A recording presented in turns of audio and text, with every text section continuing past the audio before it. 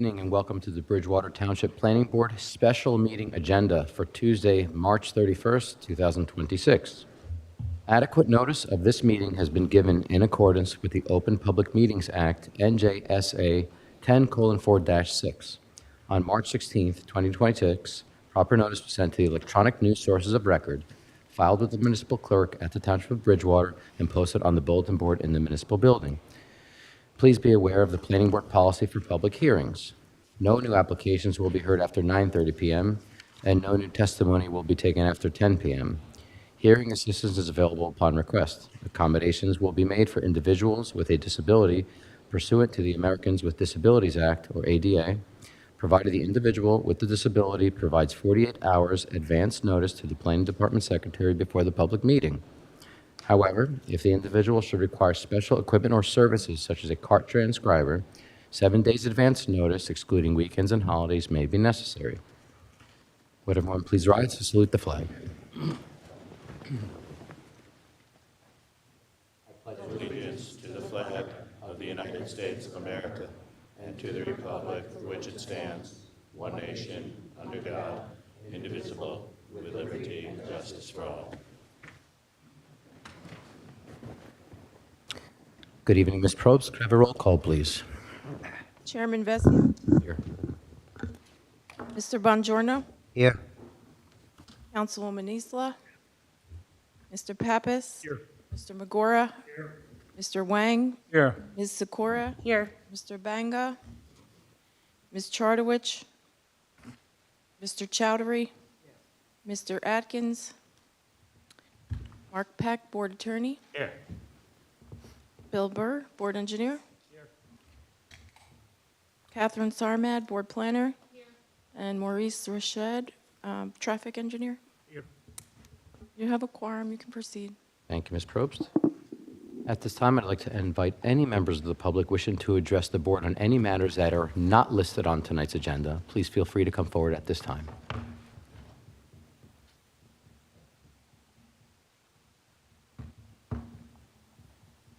Good evening. Could you please state your name and address for the record and log into the book? Joan Geiger, 154 Hillside Avenue, Bridgewater, New Jersey. I am the Bridgewater Town Council President. Mr. Pappas made a comment several meetings ago, and I just wanted to make sure I understood and that it was clarified. You were talking about the notice that Bridgewater gives, is required to give. Could you just repeat that? I think I wasn't sure that I heard all of the towns correctly and understood exactly when the notice had been given. And my interest is, as the town council president, I want to make sure that Bridgewater has complied and done our due diligence in all of these matters. Sure. Certainly, Ms. Geiger. The notice that I mentioned is a public notice. It's a copy of it here. It is making reference to the Bridgewater Township Notice of Master Plan Public Hearing. The date of the hearing was June 25th, 2025 at 7 p.m. And the notice was sent certified mail on June the 6th. And I have copies of the actual receipts.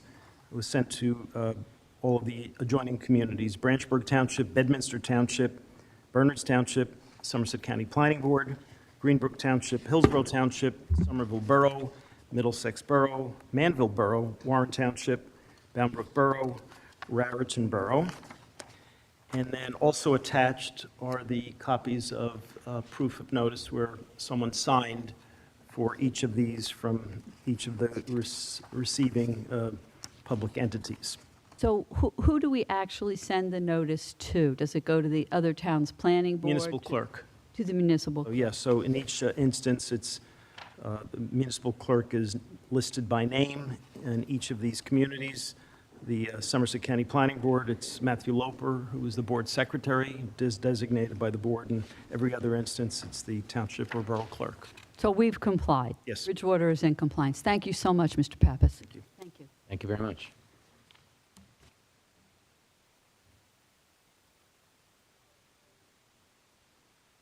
Okay, moving along to the only application portion for the evening. That's application 25026 PB. That's Wheatsworth Properties Urban Renewals, Block 406, Lot 2.01, commonly known as Cornell Boulevard and U.S. Highway Routes 202-206. And who is returning this evening to represent the applicant? Thank you, Mr. Chairman. This is Jason Heinman from the law firm of Price, Me, Shulman, and DiArminio on behalf of the applicant, Wheatsworth Properties, LLC. As the board may recall, we were here last on March 3rd. You heard engineering testimony from our civil engineer, Mr. Mike Fisher. We completed the direct examination. We heard some questions from the board as well as from the board professionals, but time of the meeting did not allow for public questions and cross-examination from the interested party's attorney. So his testimony was to be continued to this hearing. As you can see, to my left, this is not Mr. Fisher.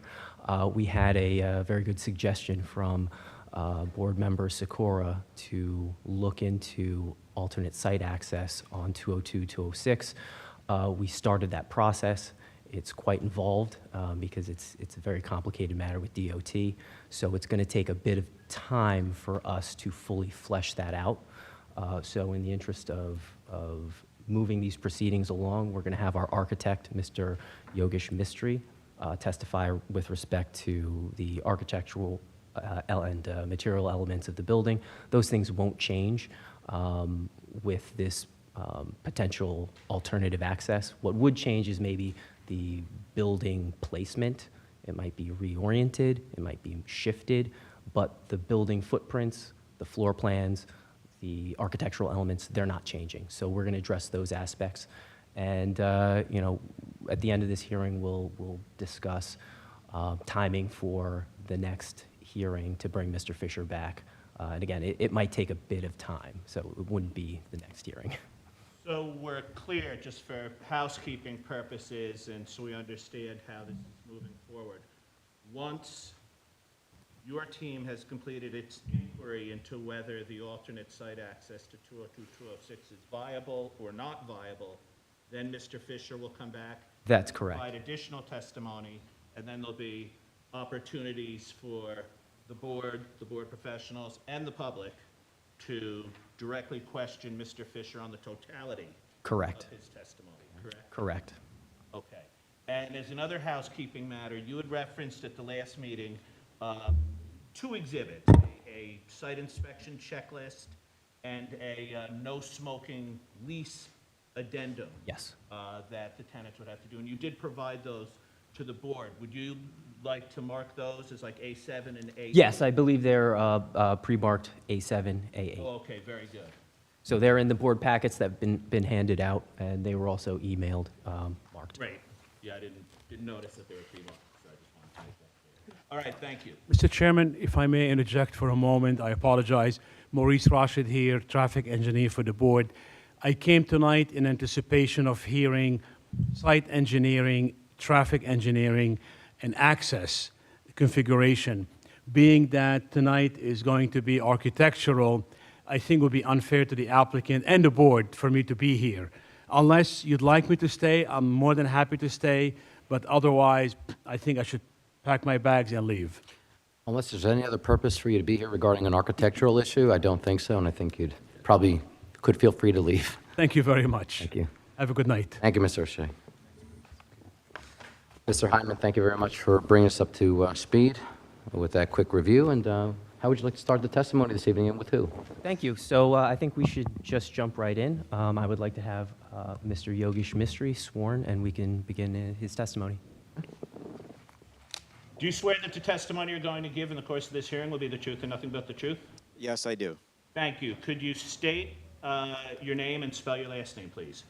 Yogesh Mistry, it's Y-O-G-E-S-H. Last name is M-I-S-T-R-Y. Great. Thank you. Thank you. You sit down, Mr. Mistry. Can you provide the board the benefit of your background education? Sure. I'm a licensed architect in the state of New Jersey. I have been since 2000.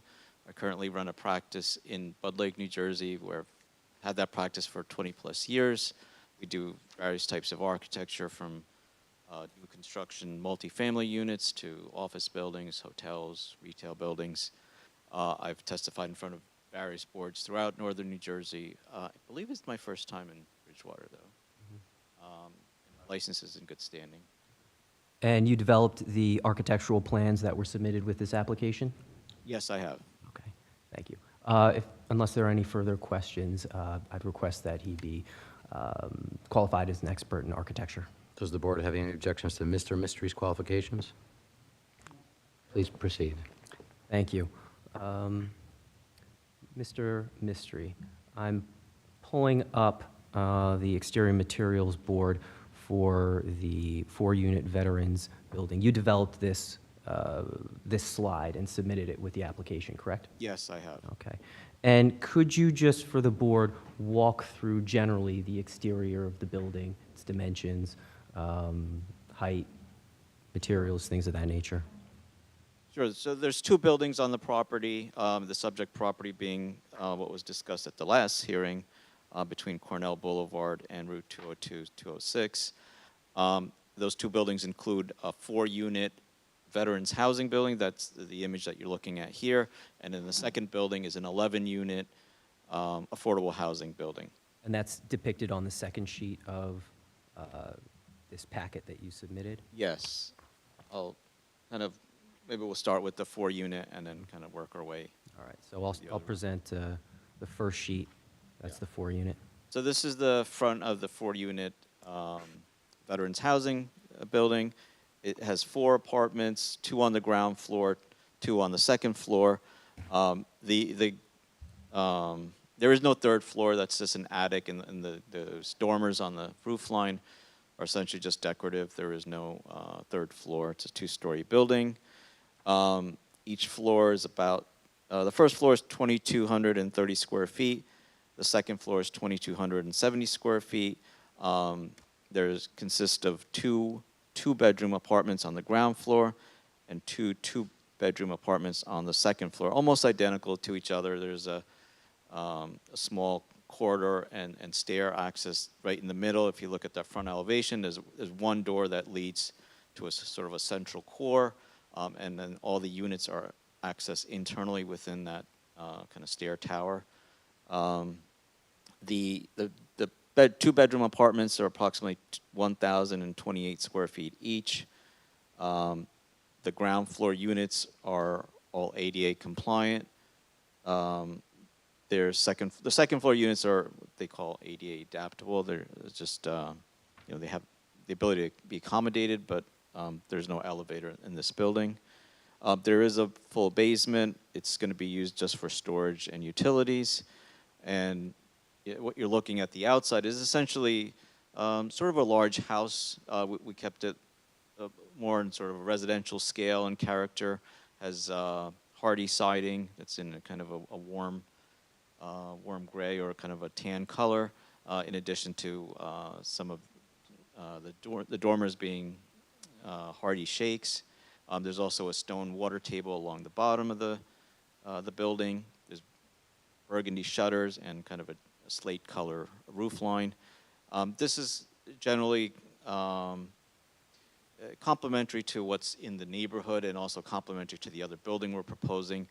Just essentially keeping more of a residential look and with the roof line and scale of the building, the windows, and so forth. Would you like me to go to the architectural plans, talk about the floor plans? Sure. On to the next building.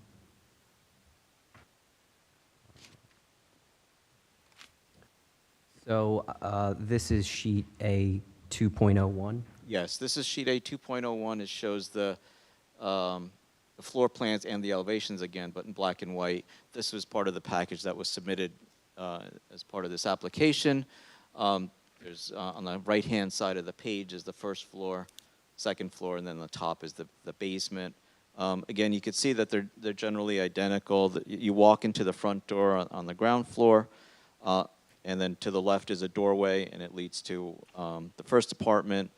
And then if you go to the door to the right, it leads to the second apartment. There's 2 bedrooms. There's a living area, dining area, kitchen. Again, it's about 1,028 square feet. They're almost identical, sort of side by side, and then also up and down as you get to the second floor. And then in the basement, it's just the kind of an open utility and storage space. There are no mechanicals on the roof of either of these buildings. All the mechanicals are inside the building, whether it's in the basement or some of the HVAC units are within the apartments themselves. The only thing outside are the condensers that are on grade. I think in this case, there's a couple on each side of the building. The building will be fully sprinklered. We'll have sort of all these, all the kind of modern code requirements. There will be a the mail access for this building will be mounted on the face of the building, right at the front or outside the front door. Since there's only 4 units, there'll just be 4 mailboxes. The trash for this is located outside of the building. There's a small dumpster that was described on the site plan last time, so all the residents would just take their trash out to the dumpster and then throw it away in the dumpster. Mm-hmm. There's no signage on any of these buildings, except for maybe a number sign, but there's no like a name or name of the project or anything like that. I know there were comments regarding fire department FDCs, the fire department connection. That will be coordinated with the fire department. We have no problem with where they want to locate that. We'll also include a Knox box and any truss signage that's required by the fire department. I think some of those comments came up in the planner's report as well. No decks or patios are proposed. No decks or patios. The overall height of this building from average grade to the peak is 29 feet 2 inches. That's well within the 35, I believe that's allowed. Again, I think that it's also just a general residential scale. I think most communities have 2.5 story, 35 feet as a general requirement, so that's within that limit. Then there is sconce lighting by the entrances. Yeah, there's essentially small decorative lighting right at the front door, no different than you'd have at your house. I think the site engineer described any parking lighting, but this lighting is really just for illuminating the front door and if when guests come in and out, so you can kind of see the front entrance and the stairs there. There is no. I don't believe there's any more lighting on the building. All right, so do you want to move on to the 11 unit Sure. project? So we'll start with the color rendering and the materials. So what you're looking at is the second page of this exhibit. It's the kind of colorized rendering of the 11-unit building.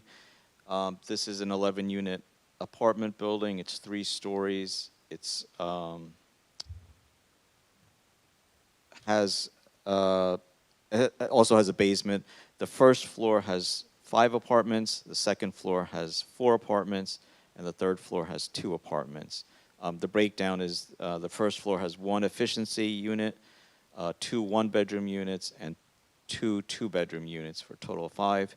The second floor has 4 two-bedroom apartments, and the third floor has 2 three-bedroom apartments. Again, just totaling 11 units. The units vary from about 5. I'm sorry, could you run through that breakdown again? Sure, we can go through it in a little bit more detail when we show the architectural plan, so you can follow. Okay, good. Yeah, we'll go over that again. Sure. And the units do vary from 583 square feet to 1,391 square feet for the 3-bedroom, the 583 being the efficiency. The building itself is 34 feet 2 inches tall, whereas 38 feet is allowed for this building. The exterior finishes, again, they're similar to the other building, although the colors are slightly different. We wanted it to be complementary, but not sort of mirrored and not identical. It is all hardy siding and hardy shakes on the building, a kind of a mixture of it. There's also a water table of brick, reddish colored brick, and the roof shingles are like a pewter gray shingle. again, the scale of this building is a little bit larger than the other one, but we still have the roof line that's kind of allows the third floor to sit within the kind of the attic space. It is a 3-story, but we've kind of tucked the third story into that roof line as almost like attic dormers to help kind of reduce the scale. Again, the windows and just the general character of the building lend itself more to sort of a residential look versus a commercial look. Again, just being mindful of where this building is situated. And then I think maybe we could switch to the floor plans.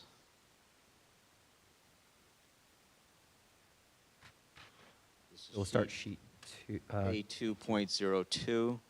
Again, this is part of the package that was submitted.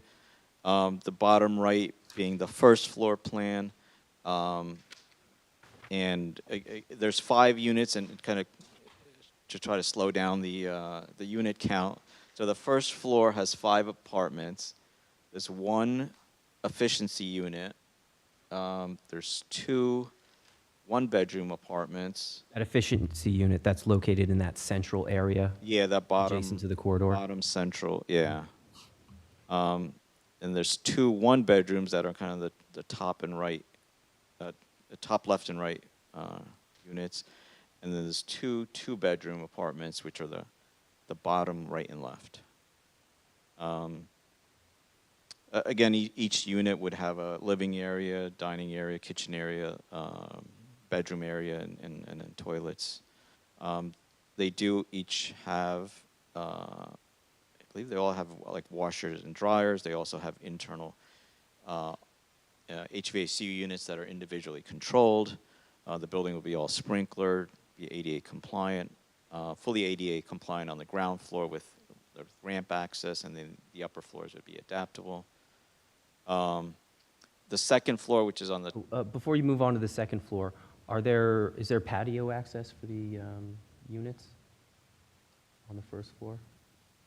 there's a rear, there's access to like 2 doors, which are for really fire exiting. I don't believe there's any patios out there. Patio, No. It's just they're kind of fire exits for the tenants on the bottom of the page there. The mail in this building is handled inside the stair tower. The stair tower being the top of the page there. So the mail and any packages would be handled inside that structure. The trash would be handled the same way, just I'm sorry, where's the mail handle?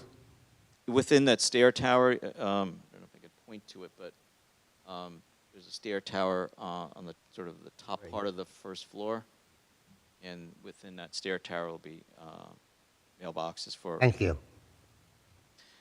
So that central stair tower will connect all the floors, including the basement. On the second floor, which is the top left of the page, depicts the 4 two-bedroom apartments that are located on the second floor. Again, the apartments consist of living areas, dining areas, bathrooms, and kitchen areas there. And then the top floor would have, which is the top right of the page, would have 2 3-bedroom apartments, which is kind of generous in size, the 1,391 square feet each.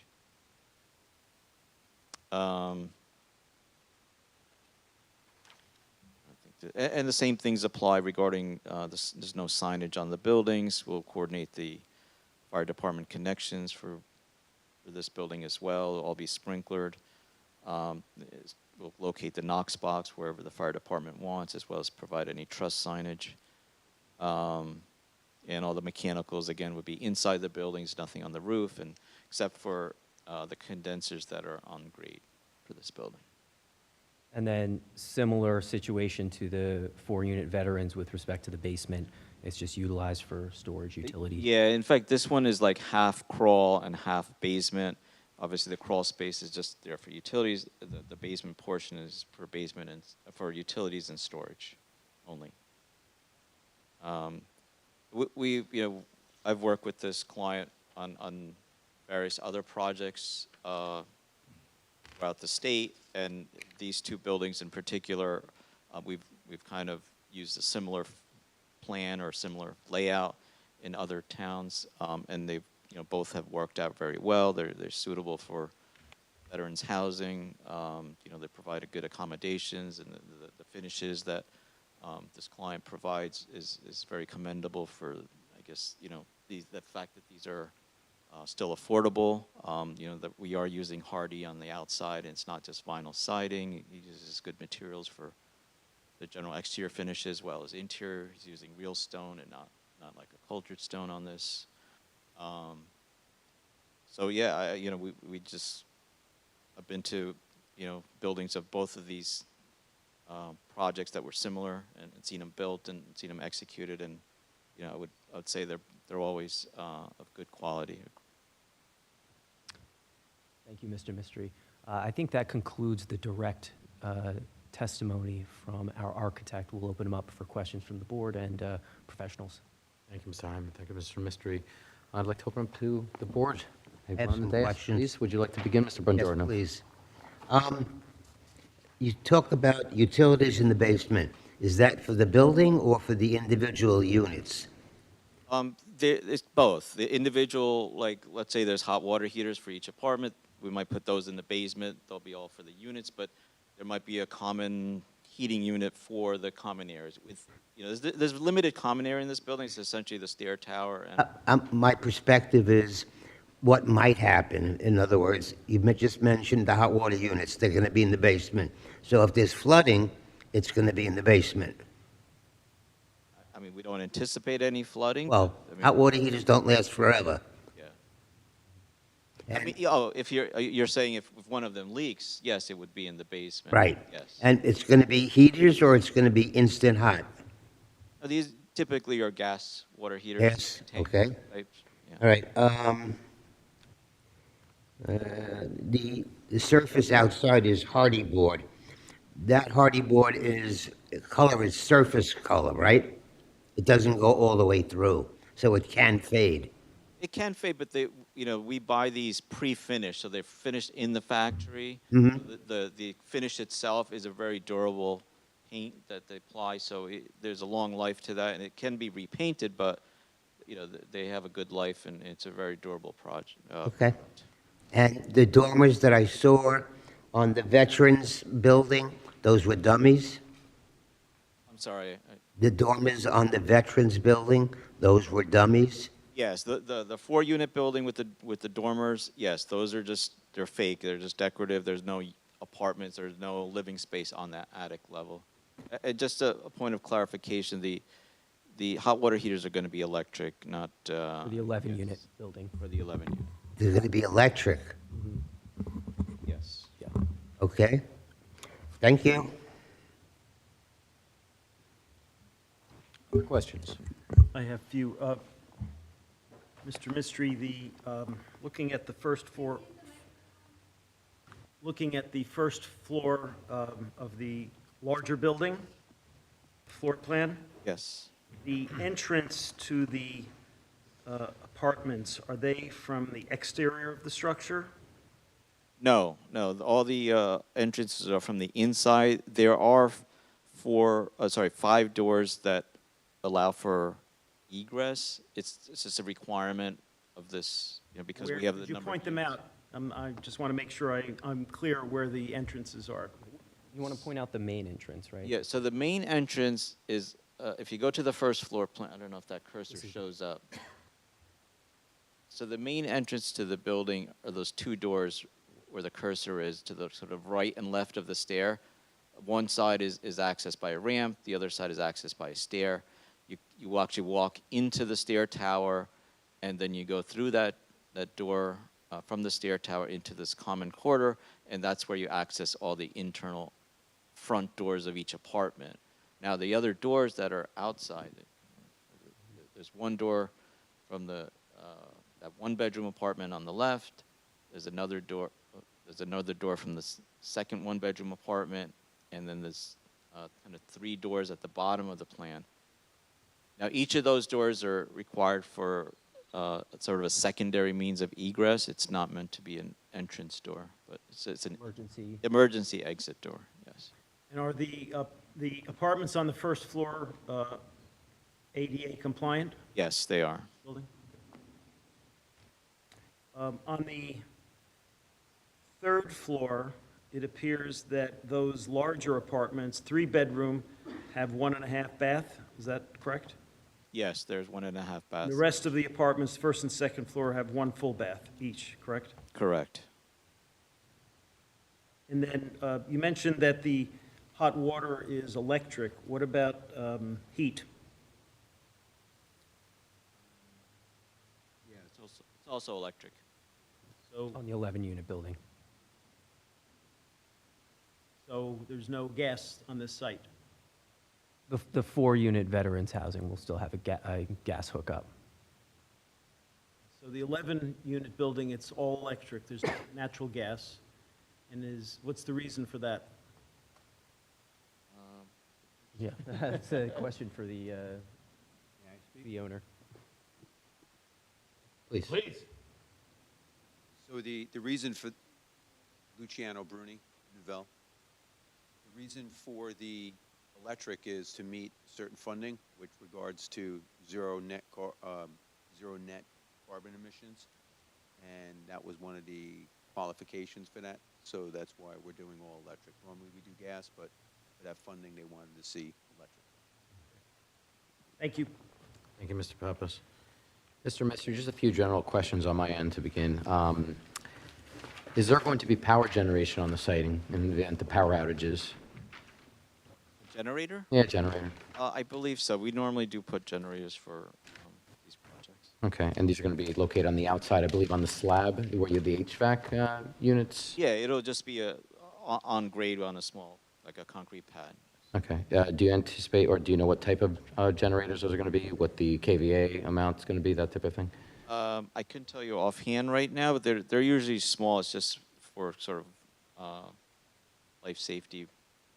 It's not a generator kind of put all your appliances on. It's just for life safety purposes. Is it going to be an entire structure generator with the capability of essentially providing power to the entire residence or to individual residents? Be one per building. One per building, okay. And that's going to be gas, I'm assuming natural gas? We usually do the natural gas, yes. So there will be natural gas going to this site in general for that purpose? Yeah, there's natural gas to the site, yes. And it also serve the 4-unit building. Okay. You mentioned earlier that there is no plans at this time for a deck or a patio. Is that correct? Yes, there's no deck or patio right now. Could there be, in the future, a deck or patio?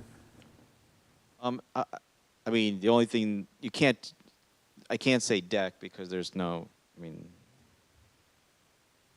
there's no access to a deck on the 4-unit building. Like, there are no doors from the 4-unit building that access outside. For the 11-unit building, they essentially go off on grade, so if anything, it would just be a small patio. It could never be a deck because, I mean, you're coming right off onto there's like a walkway that leads to it's just an exit walkway. Okay, so there could be, in the future, the potential for some additional coverage for a patio, essentially. Potentially. Okay. I'm just going to quickly shift gears. I'm going to tweak Mr. Majorno's question. In the basement, you mentioned there's a full basement. Perhaps this is a question for the engineer, but we'll ask anyway. It's going to be equipped, I'm assuming, what type of water management system will be down there? Groundwater management, sump pump or drain, French drain? Oh, just for the basement? For the basements, for both units, yeah. What's the drainage solution proposed? Yeah, typically just a sump pump. It's like a regular, almost like a residential type basement, and we just pump it out. Okay. For some reason, there's a lot of groundwater, but How many are proposed? Any idea at this time? sorry, How many would be proposed at this time? sump pumps. Sump There's pumps. Typically 2 for each basement. Okay. Are these going to be, or the responsibility of the tenant to manage? No. These are all, like, all the common areas and the infrastructure itself is all managed by the developer. Okay. And let me see, while I'm on my basement question here, access to the basement, I'm assuming, or if you could tell me, will the residents have access to the basement? I'm not sure if I could answer that. I'm hearing no. Okay. So essentially, it's just going to be used for groundskeeping. Is there going to be, I think Mr. Bongiorno mentioned about utility. Is there going to be active, like appliances or furnishings in the basement? No, no, it's just, I mean, if he has like an extra, I don't know, a hot water heater that he wants to keep as his backup, yeah. Other than that, it's just general storage. Okay, and lastly, on the basement, any communal space planned? And I think it's probably redundant, you answered my question already regarding the access. So no communal space, I'm assuming? No. Okay. My last question, and thank you for entertaining. The larger building, why, I'm just curious, why was that color pattern chosen for the larger building? I saw the smaller building with the warmer color patterns. Why with the larger building? If you could explain just a little bit more why it's kind of like a gray on gray, it's a little bit more industrial looking. Just curious.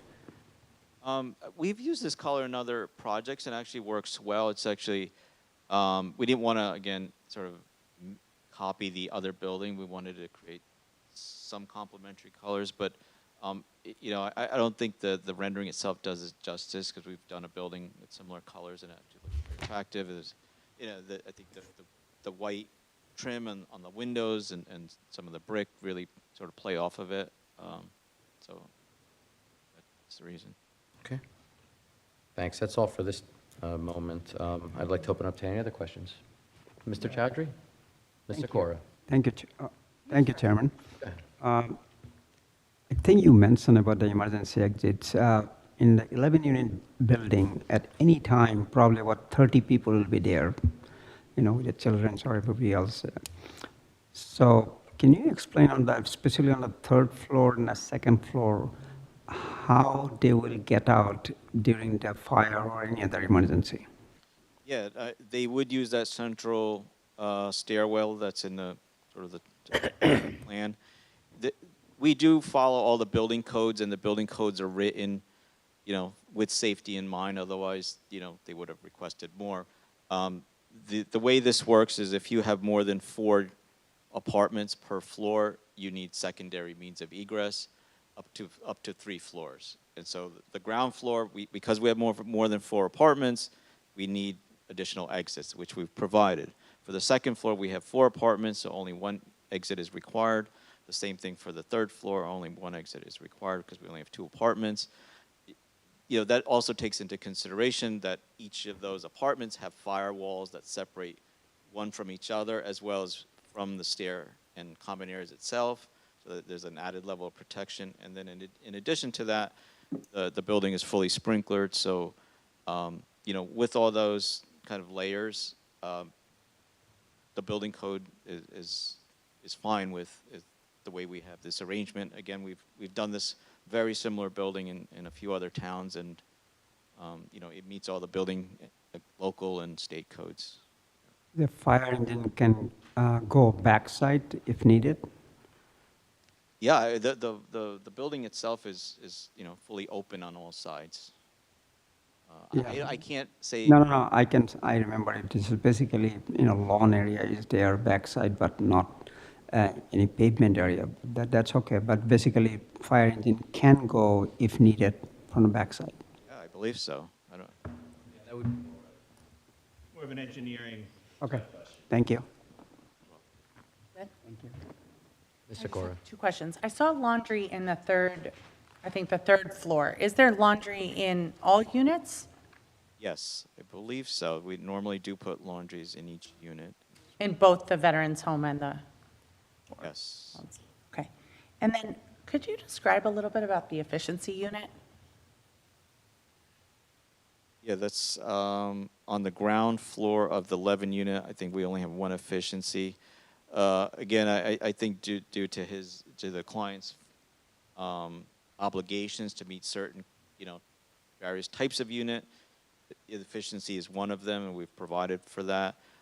It's 583 square feet. You walk in, there's a full ADA compliant bathroom. There's kind of a linear kitchen. There's a small dining area at the end of the kitchen, and then a separate sort of living area. And even though this is an efficiency, there is sort of a semi-closed off room for sleeping. It doesn't have a door on it, but you know, has sort of a separation wall. So, you know, I think it's a little bit nicer than, I guess, an open studio type apartment. Got it. What makes it an efficiency unit? Just the size, and it doesn't have a separate one bedroom. Got it. Is the unit mix and the sizes, are those mandated by like HMFA regulations or Yes, like that? yes. They meet all requirements of the, COA and COA anymore, but of the affordable housing, UHAC regulations and HMFA requirements. Yes, the best of my understanding, that's how we came up with some of these, the counts on the types of each, you know, the one bedrooms, two bedrooms, three bedrooms.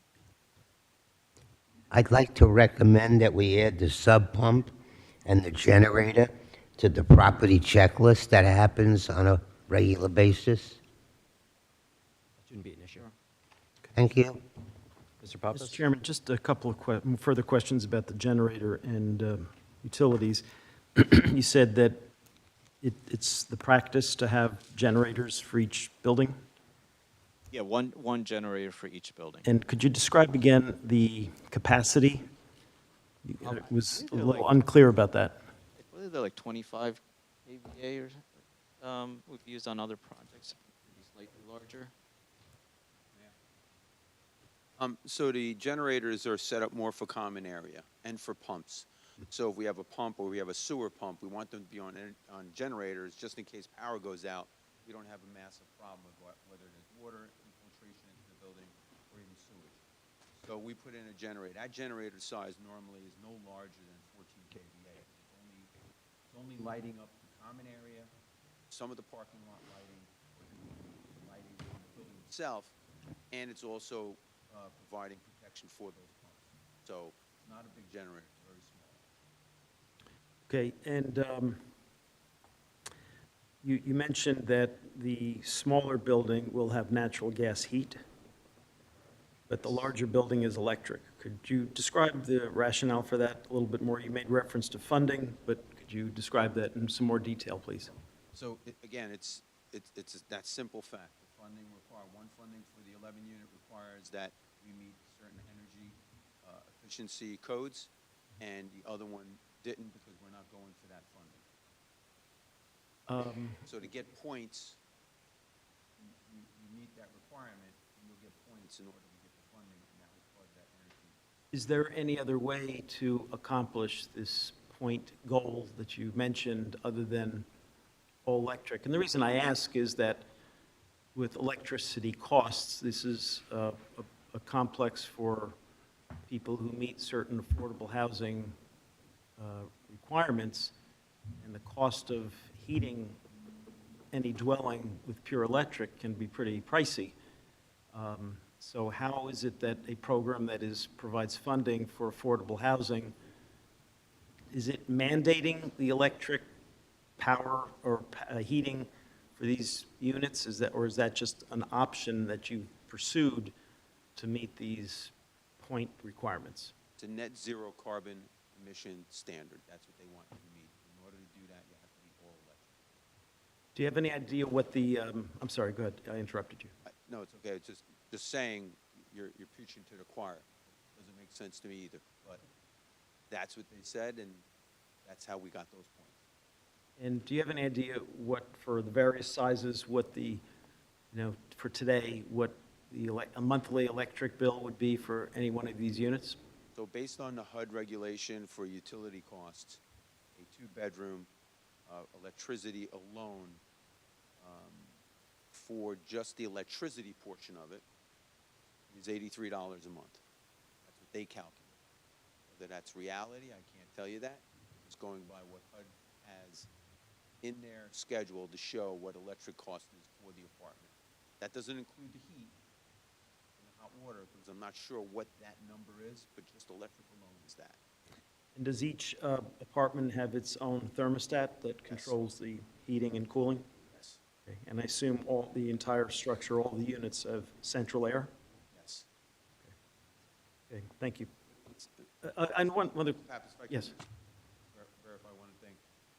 In the efficiency and the one bedrooms, they will be split system, as they call it, mini splits, as they call it, sorry, which there'll be, smaller units, and they'll have the set on the wall. And it's to meet energy code again.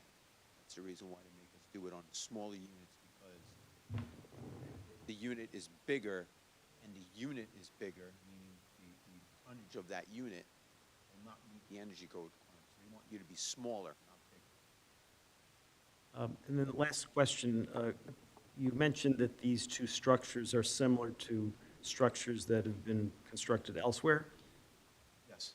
Could we get, not tonight, but actual photographs of what something would look like, so we can get a better feel for if the colors are similar, just so we can get a better feel?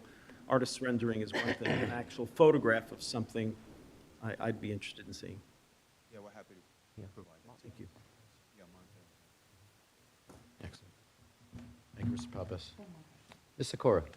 Question on access to the building. Is it a fob or is it a key system? And is it for the unit itself or is the building also locked?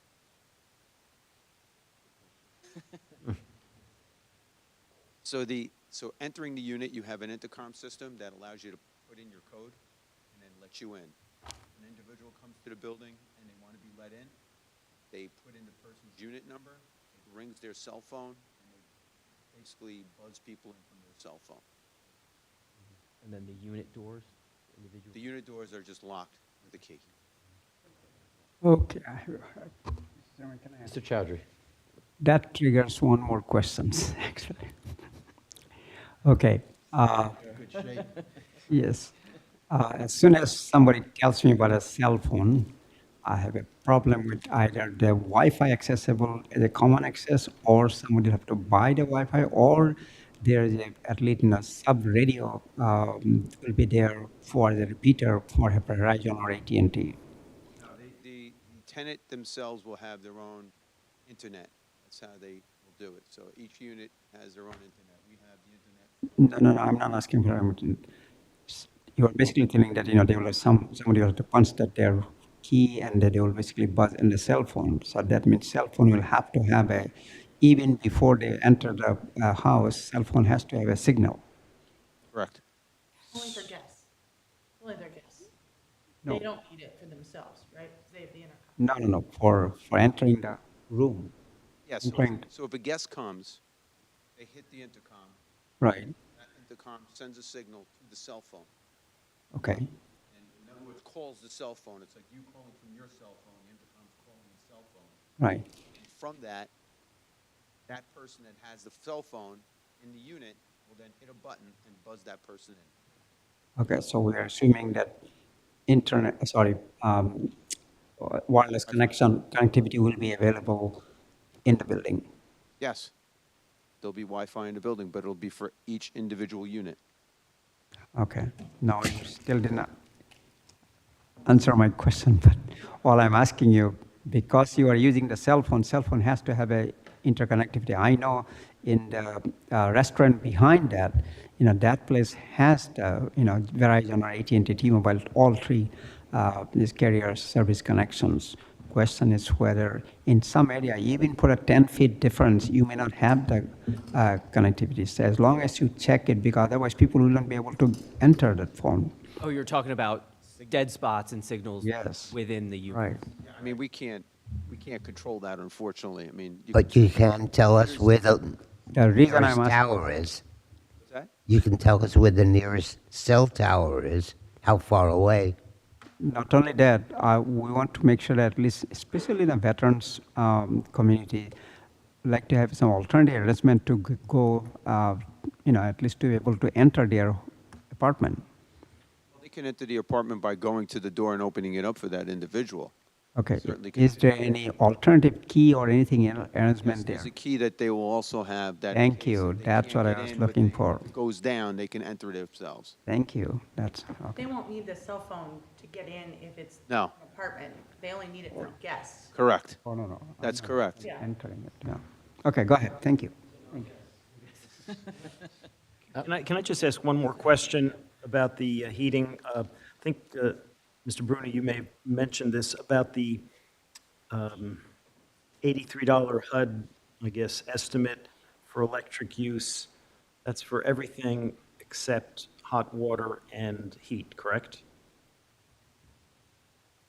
And air conditioning.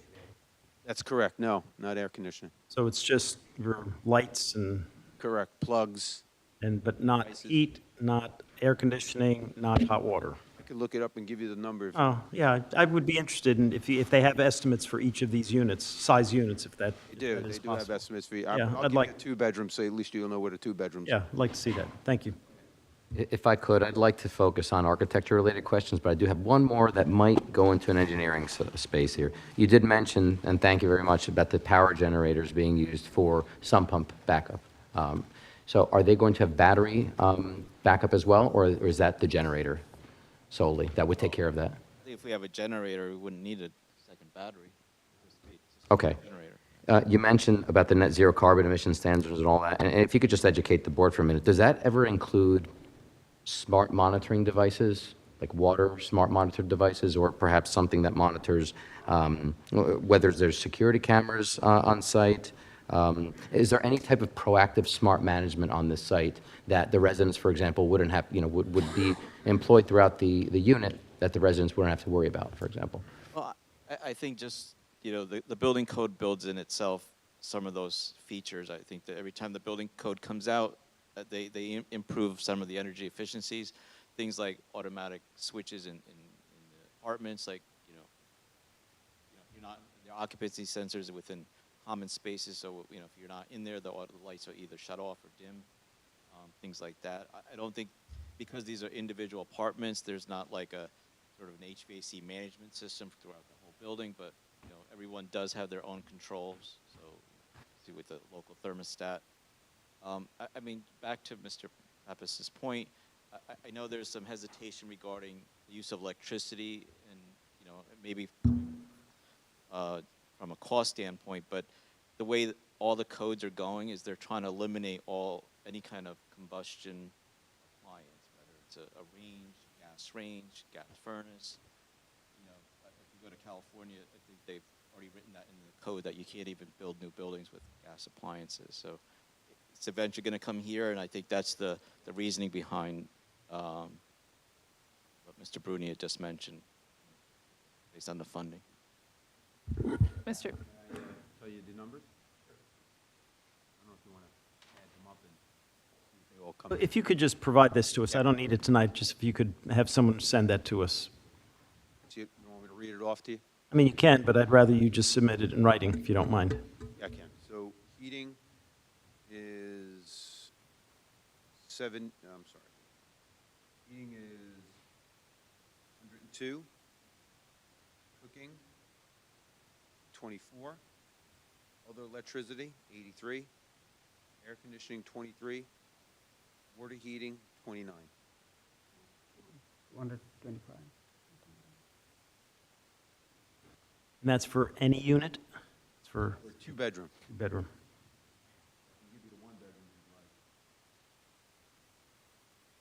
Sure. One bedroom, 79 for electric. Oh, sorry, 76 for electric, apologize. 18 for cooking. 62 for other electric. Air conditioning, 17. And water heating, 22. It's a one bedroom. Do you have three-bedroom numbers? Three bedroom. Heating, 125. Cooking, 30. Other electricity, 103. Air conditioning, 29. Water heating,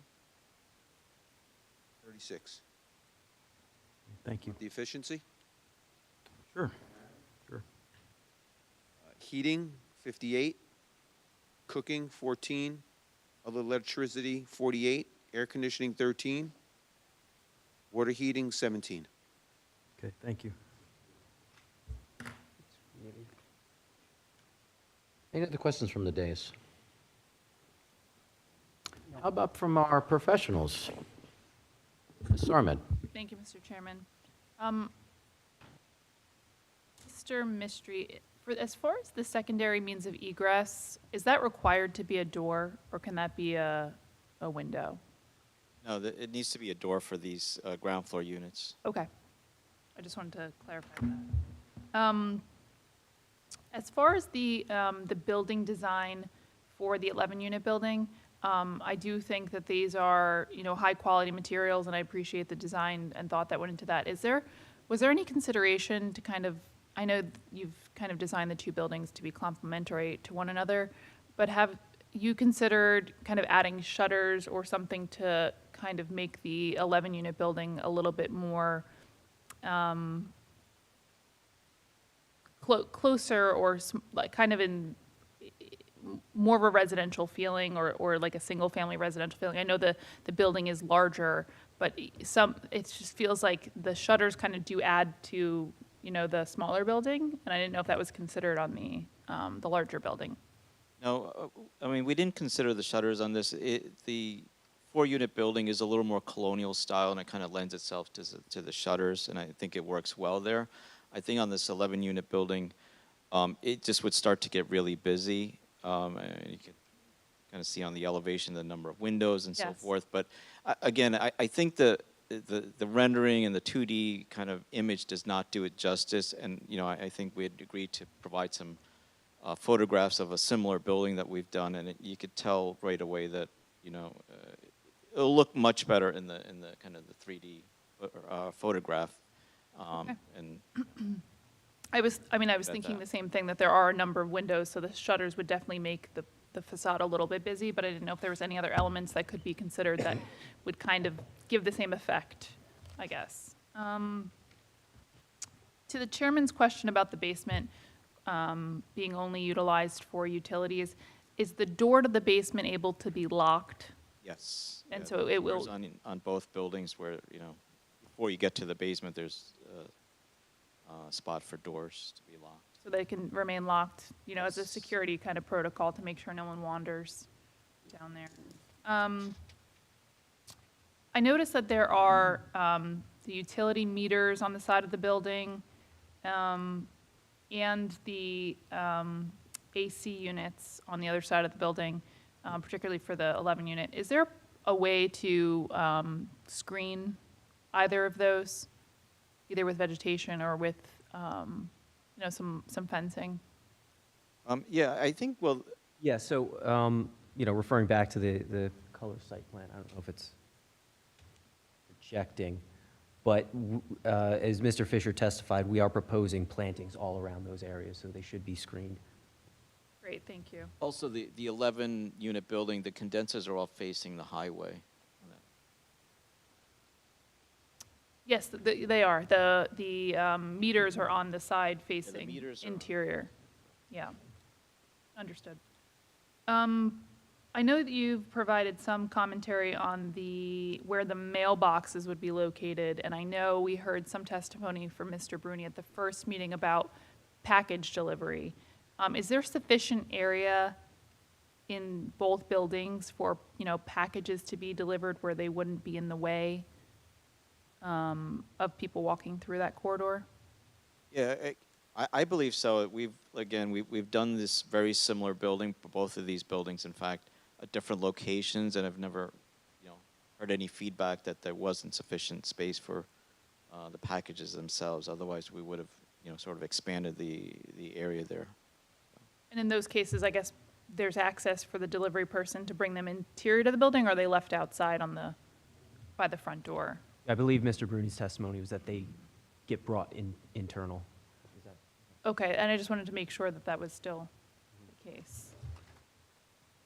And then just for the board's edification, the UHAC, the new UHAC requirements, so Uniform Housing Affordability Control requirements, base minimum bedroom sizes on the Neighborhood Balancing Preservation Program. So it's kind of a new regulation, because there previously weren't really minimum bedroom sizes unless a municipality regulated it in their own ordinance, but now they are a requirement, and it does appear that they meet all of the requirements and exceed the minimums by bedroom size. And the efficiency unit is really just another word for a studio.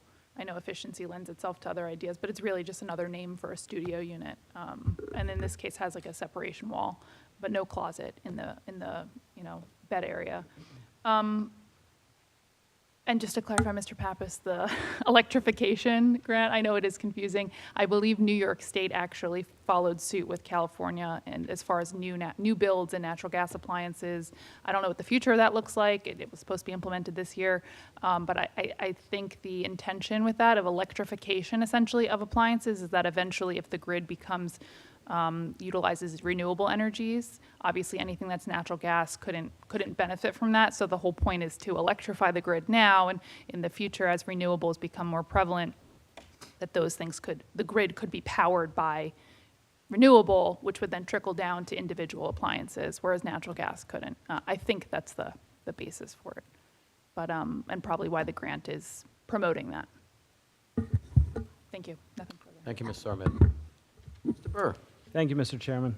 A couple questions. So, starting with the Veterans Building, the 4-unit building, I see on your exterior elevation, on the front view, the shutters are shown. Is it fair to assume that shutters are going to be carried around the perimeter of the building on all 4 sides, or are they just meant for the front? They're only on the front and the side, the right side. Front and the one side? Yeah. The right side, and that's the side that faces Cornell? Is that, okay. Is there any reason why they wouldn't have just been carried all the way around? Again, these buildings are meant to be sort of the affordable category, so we kind of have to pick and choose where we could kind of spend the money. Not really intended to be visible from those areas, right? Yes. Okay. And to Ms. Sarmad's question about the exterior doors on the 11-unit building being required for emergency purposes, why are there not exterior doors on the Veterans Building? Just, can you clarify what the difference is? Is Yeah, there the a need? ground floor has less than 4 apartments, or Okay, so it's based on the apartment count that Yeah. requires that exterior door? correct. Okay. And on the larger building, on your color rendering, you show the two-tone, the hardy siding in the gray color, the lighter gray color, and then you show this shake siding in the pewter, which is the darker color. Yes. Does that design concept carry around all 4 sides of the building? Yes, I believe so. Yeah, there's a mix of like the siding and shakes, around the. Okay, so the whole building Yeah. does have that kind of two-toned effect in some manner? Some manner, yeah. Okay. And this just may have been a drafting issue, but I just wanted to clarify. So on both of the elevations, you're showing, for both buildings, I should say, you're showing electric meters and gas meters. But the testimony was on the larger building, there will be no gas, so there won't be any gas meters on the larger building? Unless there's just a house, if there's just a house gas, but yeah, I think that's just a drafting error that we would eliminate those gas I just meters. wasn't sure if that's what it was. Okay. And I think you touched on this, but just want you to clarify. The exterior building mounted lighting, is that just at the entrance points, the egress points? There's no other spotlights or any other type of lighting that would be mounted to the building outside of what we would consider the typical residential lighting at the doorways? Is that true? Yeah, at the entry doors, and I know on the 11-unit building, there's those additional exit doors, so at those doors as well. So Right, but they would be residential in style? Yes. Low wattage? There's not going to be any floodlights or spotlights mounted to the buildings? Correct, there would be none of those. Okay. And I already heard this, I'm going to ask anyway. So with the basements in both buildings, we heard about storage. That's not going to be storage for the actual tenants. That may just be miscellaneous storage for the building owner? Is that Yes. what's yes, envisioned? It's not storage for the tenants. Okay. And just as far as general refuse and recycling and how, that operation interacts with the residents, we heard in the Veterans Building, each of the tenants is responsible for bringing their own their own garbage and recycling out to the dumpster. The same is true for the larger building. The tenants are responsible. It's not going to be a property maintenance requirement. It's Yeah, it would be the the tenant's same. responsibility. There's separate dumpsters, one for each building, so yes, same procedure. Okay. And two more questions. Prior testimony, it may have been from the first hearing, we heard a question, I don't remember if it was from one of the board members or a member of the public. They asked about bike racks, bike storage. Is there any accommodation outside of maybe space in the individual units? Is there any accommodation envisioned for bike storage on these properties? Can't speak for the outside. As far as the inside of the building, no. I mean, I don't know if there's a. That's something that we could include as part of the site plan. That's up to the board. And last question, this may be more for the applicant, but on similar projects to this that have been developed elsewhere, is there any exterior kind of community space, and I'm picturing like exterior grill spaces, or are the tenants on the first floor that have access to the outside allowed to have grills on that sidewalk or patio space, or are grills prohibited, exterior grills? I believe that would be prohibited in the rules and regulations, but reach out and confirm that. So in the rules and regulations that we have, that the grills are not permitted on site. Okay, very good. Thank you. Thank you, Mr. Chairman. Mr. Burr. Any other questions by the board? You said that the water heaters would be in the basement, Yes, and you're gonna lock the basement, right? it would be locked for tenants. Yes. Yes. So if I'm gonna go on vacation for a couple of weeks and I wanna reduce the temperature on my hot water heater, I have to call you up and you have to let me in to get access? Yes. Or they would do. The maintenance person would do it. Okay. That's it. Thank you. Mr. Bongiorno. At this time, I would like to ask any members of the public that wish to ask any architectural testimony-related questions, please feel free to come forward at this time. If there are any questions regarding engineering, Mr. Fisher's not here this evening, so we'll wait for the next meeting for that. Good evening. Evening, Board. John Manilio, 255 West Summit Street, Somerville, New Jersey. Manilio. Yeah, so a lot of these items were brought up. Just a little clarification. So the sump pumps in the basement, was it stated where those will discharge to? Into the storm system, into the basin, or daylight? We usually just daylight them. Not sure if there's a requirement here to time to the storm system.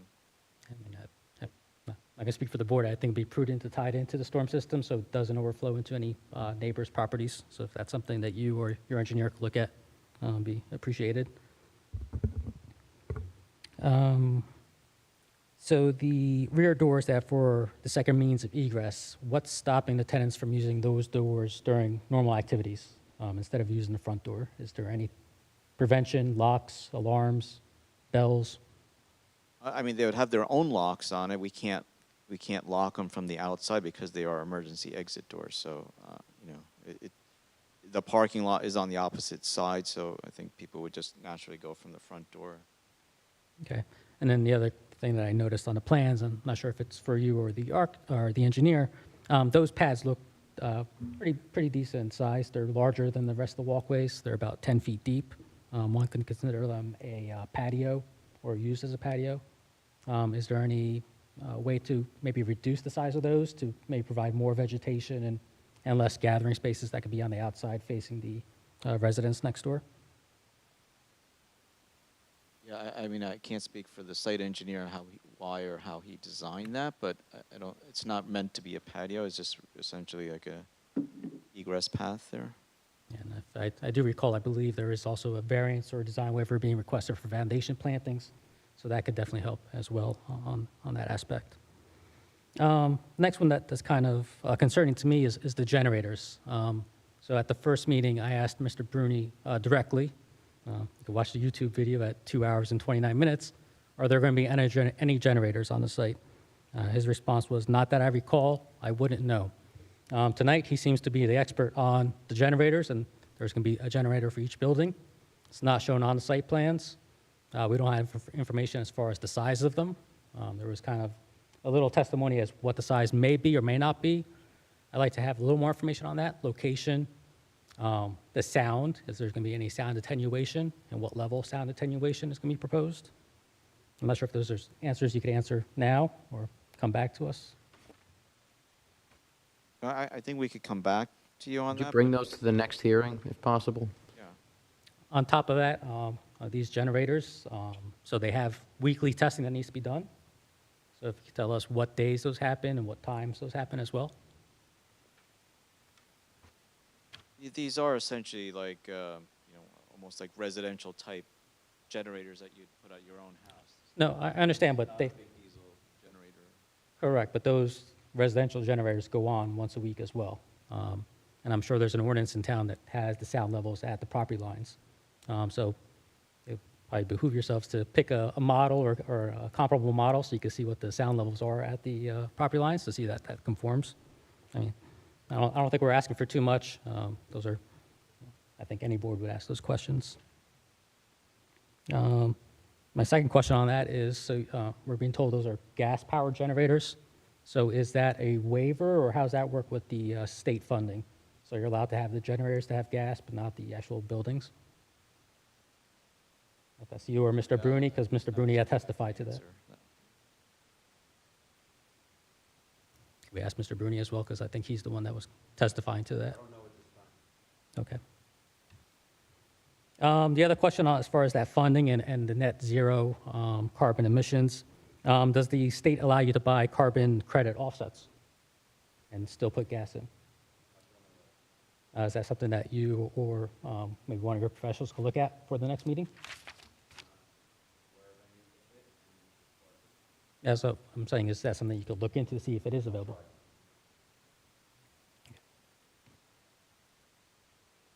Is there any tenant storage in the building besides their own apartments? No. So if tenants have extra items and stuff that needs to be stored, they have to find their own storage, either off-site or throw it out, I'm assuming. Yeah. I believe that's Clarify, you did say that there was some storage in the basement. That is not for tenants. Not for tenants, though. Yeah. Operations, maintenance, storage. was there any discussion about electric bikes? No electric bikes stored inside the buildings? I'm not sure if that was There's no discussed. bike storage in the building. Okay, so tenants can't, it's in the laws that, or in your bylaws that you can't have electric bikes in the facility? And the only reason I ask is because of, fires and when it gets charged. Is it in the rules and regs? In the rules and regs. So it would be prohibited. Okay. I said it would be prohibited. It's in the rules and regs that were submitted. E-bikes.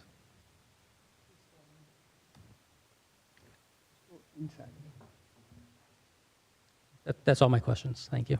Mr. Miller, did you sign into the sign-in sheet there? Yep, I'm signing Thank right you. now. Thank you. Mr. Burr, Yes. question. Mr. Burr, Mr. Miliot asked about the sump pumps tie into the storm sewer. I can't recall if we have any ordinance that regulates that.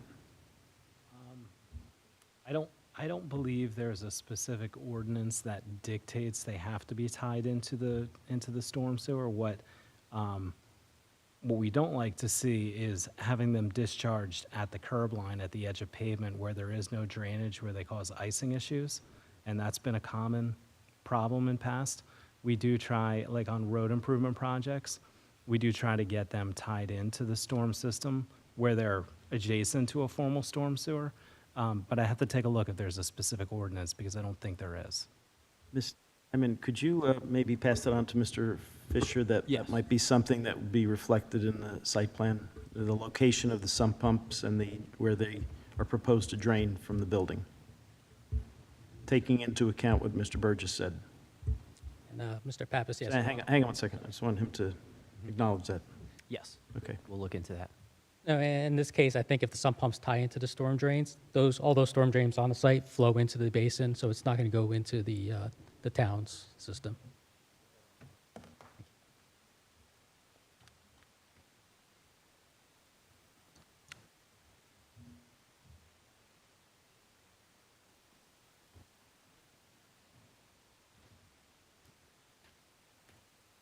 evening.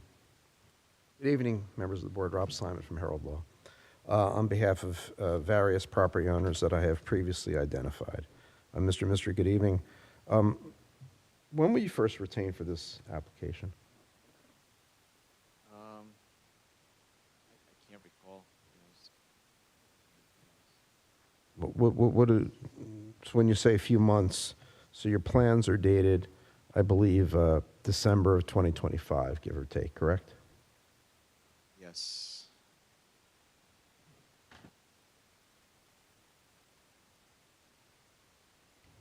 Yes, okay. So if that's the case, does that refresh your recollection as to approximately when you were retained for this project? Could be a month before that. I don't. Again, I can't recall when I. And at the time you were retained for this project, was the site plan already completed and presented to you? No. Usually work together. Okay. When you say you worked together, what did you contribute to the site plan in terms of the location or orientation of the buildings? I mean, just there's usually feedback between the site engineer and myself on, the size of the structure and how it could be placed and, So what specifically do you recall with regard to the size of the structure and where it could be placed that you contributed to the site plan? I'm sure we looked at various placement options and, we thought that this was maybe the most efficient or, made the most sense in terms of parking and circulation and so forth. Do you remember specifically why you chose the location of these two particular buildings as opposed to other locations on the site? Yeah, I couldn't tell you. I mean, it's partly engineering there, so. Okay, so you don't have any recollection as to any contribution you may have made to the location orientation of either of these buildings, correct? Correct. Okay, and what about the size of the buildings? Did you contribute to determining the size of these buildings? Yes. Okay, and what did you take into account to determine the overall size of these buildings in terms of square footage? Just the number of units that we needed and types of units. You're familiar with the ordinance of the Township of Bridgewater, correct? Yes. And you're familiar with the ordinance that is the subject of this particular property that was recently adopted, correct? Yes. And you also reviewed the application materials, I take it, as part of this project, Yes. right? You visited the site? It's been a while, but yeah. Okay, when you say it's been a while, when's the last time you visited the site, sir?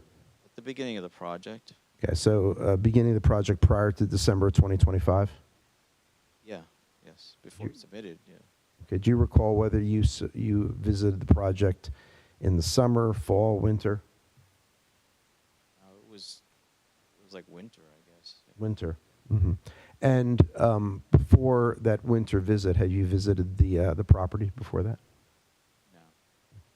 And you mentioned that a couple of times now that the elevations and floor plans were used for other projects. Is that correct? Yes, similar type project. Similar type projects. So are you talking about similar type projects that you have designed for Mr. Bruni? Yes. And have you been present for the testimony to date with regard to this application? I've been to one other hearing. One other, okay. Which hearing was that? Was that when Mr. Fisher testified or when Mr. Bruni testified? Mr. Bruni testified. Okay. So you were present at the first hearing when Mr. Bruni testified, correct? Correct. Okay. And at the time, Mr. Bruni listed a number of projects that he had been the developer on around the state, including 2 in Glen Rock, 1 in Midland Park, 1 in Mountain Lakes, 1 in Wanacue, 1 in Wayne, and 1 in Montvale. Do you recall that testimony? I do. Okay. And of those projects, did you work on any of them? I did. Did you work on all of them? I think I did all of them. Okay, so when you say I think I did all of them, of those 7 projects, give or take, how many of them utilize the elevations and/or floor plans that this board is reviewing as part of this application? I can't recall exactly which ones, but they're, they vary depending on the site.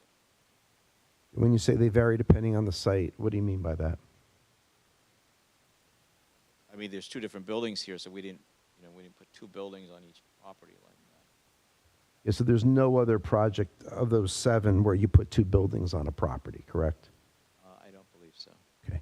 And with regard to the buildings themselves, in terms of, let's start with the elevations.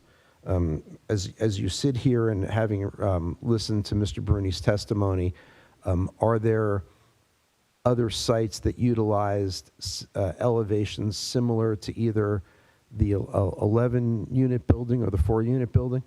Yes. Okay. And which ones are those, if you can recall? It was all of them or some of them? Some of them. Did you recall which ones? I don't know offhand. I mean, I know the one in Mountain Lakes looks similar to the 4-unit. There was one in Wharton that looked similar to the 11-unit. One in where, Wharton? So Wharton is the 11-unit, and you said Mountain Lakes, Mr. Mystery, is the 4-unit? Yes. Okay. Any others besides Wharton for the 11-unit and Mountain Lakes for the 4-unit where you utilized the elevation for either the 11 or the 4-unit that's before this board? I can't recall the whole list that you have here. 2 in Glen Rock, 1 in Midland Park. We talked about Mountain Lakes, 1 in Wanacue, 1 in Wayne, and 1 in Montvale. The Glen Rock one also was similar to the 11-unit, and I believe the Wayne one was similar to the 4-unit.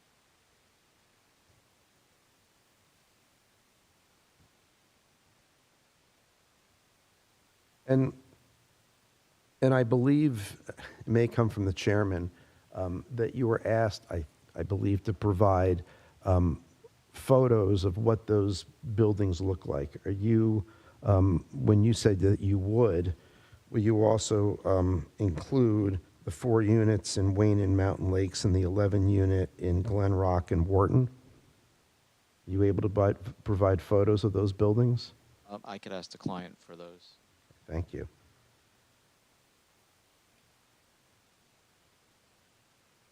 So was there anything about the elevations or floor plans for this project that were different than any of those other projects for either the 11-unit or the 4-unit? I can't recall the variations between those projects and this project. Okay. And do any of those projects, to your knowledge, have basements that are used by the tenants for any purpose, whether it's storage, keeping their bicycles or otherwise? No, not to my knowledge. It's all just common storage for, not for the tenants, but for the building owner. With regard to the building face that faces each parking area, what is the height of the highest building face for each of the buildings that face the parking area? The 4-unit building is 29 feet 2 inches, and the 11-unit is 34 feet 2 inches from the. And that would be the height of the highest building face? When you say highest building face, it's measured from the grade in front to the peak of the roof. Yes, the height, as required by the ordinance, what is the height of the highest building face? And that's the answers you gave me? Yes. Okay.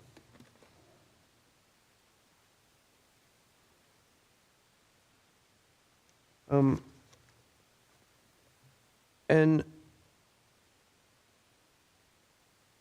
when you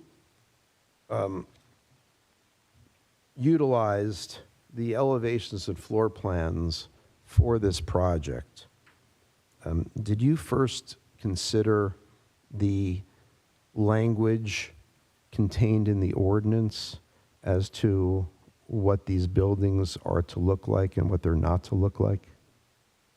The language is kind of vague, what's written in the, So when you say the language is kind of vague, what language are you referring to that's kind of vague? I believe it says, shall be consistent with the character of the neighborhood and. And wait, let's just back up, Mr. Mystery. First of all, if you can just identify for me what section of the ordinance you're referring to. I don't have the exact section in front of me, but Okay, and do you recall where this language that you're referring to is located? Is it located in a zoning ordinance, in a site plan ordinance, in a subdivision ordinance? I believe it's in the redevelopment, but I'm referring to the comments from the planner's report. So you're not referring specifically to your review of the ordinance. You're referring to the board professionals' quotes about the ordinance. Yeah. Or- which okay, I go can ahead. Go back to the. Go ahead. I'm just referring to page 9 of 11. Page 9 of 11 of what, sir? Mr. Mystery, can you make sure you speak into the microphone? Yes. It's a planner's report, page 9 of 11, item number 4, regarding the AH3 zone requirements. What's it say? In order to ensure the development will result in an aesthetically harmonious architectural design, the buildings shall demonstrate a common theme and compatible architectural features with respect to design textures, facade modulation, and roofscape. How did you design either of these buildings differently from the prior designs you had for the other developer projects so to comply with that requirement? How was it different? What'd you do? What'd you tweak? What'd you change so to comply with the ordinance? I'm looking at it, it doesn't require it has to be unique. It says it has to All right, well, I'm talking, Jason, to Mr. Mystery. be taking issue with the question because it misrepresents what the ordinance requires. What's the ordinance require, Well, Mr. looking at it, Mystery? it says, in order No, to no, ensure Mr. the development will result in an aesthetically harmonious architectural design, the buildings shall demonstrate a common theme and compatible architectural features with respect to design, textures, facade modulation, and roofscape. As Mr. Mystery testified, he did design these buildings to be compatible with one another. Okay. Did you design these buildings to be compatible with the neighborhood? We believe it works within the neighborhood. You believe it works? Okay, and where in the ordinance does it talk about the need for the building to work within the neighborhood? Does it say it anywhere? That was your question, no? It doesn't say that anywhere. It doesn't say work within the neighborhood, Compatible, correct? meaning Compatible. Did you do a neighborhood study? no, we didn't do a neighborhood study. You didn't submit any report or study to the board in support of this application, correct? It wasn't requested. When you say it wasn't requested from the board or from the client? Either. Okay. It's not a checklist requirement, Mr. Simon. Well, I think complying with the ordinance is a checklist requirement, but we'll keep going. Mr. Peck, I just wanted to clarify, because I was part of the drafting of the ordinance in conjunction with the affordable housing attorney and affordable housing planner. I just want to clarify that that ordinance provision is related internal to the site. Is it a design requirement because there are two buildings on the property that they're supposed, the intention was really that the architecture was not far apart on the two because they are directly next to one another and there's nothing separating as far as like a buffer between the two of I them. think we've heard ample testimony to that end. Can I Yes, and I just wanted to clarify, because Mr. Simon seems to be asking a question, and no design study of the neighborhood was required because it's not an ordinance provision. It's not a requirement of the. Can I Mr. just, Mystery, excuse me, I just want to clarify one other point. It was someone, I don't know who was, just a few moments ago, was talking about the property site with two buildings. Is, Ms. Sarman, just clarify, or Mr. Peck, this site plan application, is this to put two buildings on one lot? No, there's a subdivision application as part of this. So it's not two buildings on one lot? No, it's not. where about? Just to clarify that. Um, Mr. Simon? Mr. I think you Mystery. made that comment before. Well, it's one tract. It's two buildings on one tract. Two lots, they're asking for subdivision. So one building in one lot, one building on another lot. It's two buildings on one tract. I'll keep going. It's your characterization. Mr. Mystery, are you familiar with section 126-159 of the ordinance that talks about the design of buildings? Not directly. Okay. I'm going to read it to you in part. The design and layout of buildings and parking areas. This is section 126-159, which is separate from what we just talked about. Shall be reviewed as to provide an aesthetically pleasing design and efficient arrangement, period. Particular attention shall be given to safety and fire protection, comma, impact on surrounding development, and contiguous and adjacent buildings and lands, period. And it goes on to talk about things like that. Did you review that section of the ordinance before you designed the project? I believe we meet all those requirements.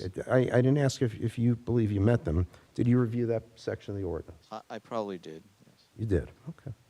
And were you aware of the bulk requirements of the AH3 zone when you designed this building? Or the buildings, sorry. As it relates to the building, yes. Did you review the bulk requirements of the zones that are adjacent to this property, this tract?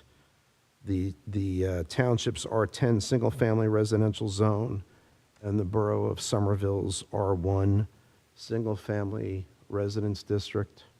No, I didn't review all those requirements. And did you take into consideration whether the AH3 zone contemplates indoor recreation and community facilities before you design your project? I'm sorry, can you repeat that question? Sure. Did you consider that the AH3 zone contemplates not just outdoor, but also indoor recreation and community facilities as part of this development? I'm not aware of that. Okay, but just to be clear, no communal amenities are proposed with this application, correct? Correct.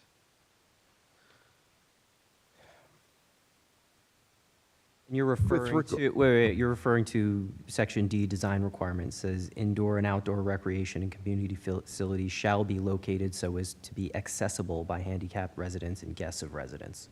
Is that what you're referring to? I'm referring to that section of the ordinance, yes. You can ask them on redirect, whatever you want. With regard to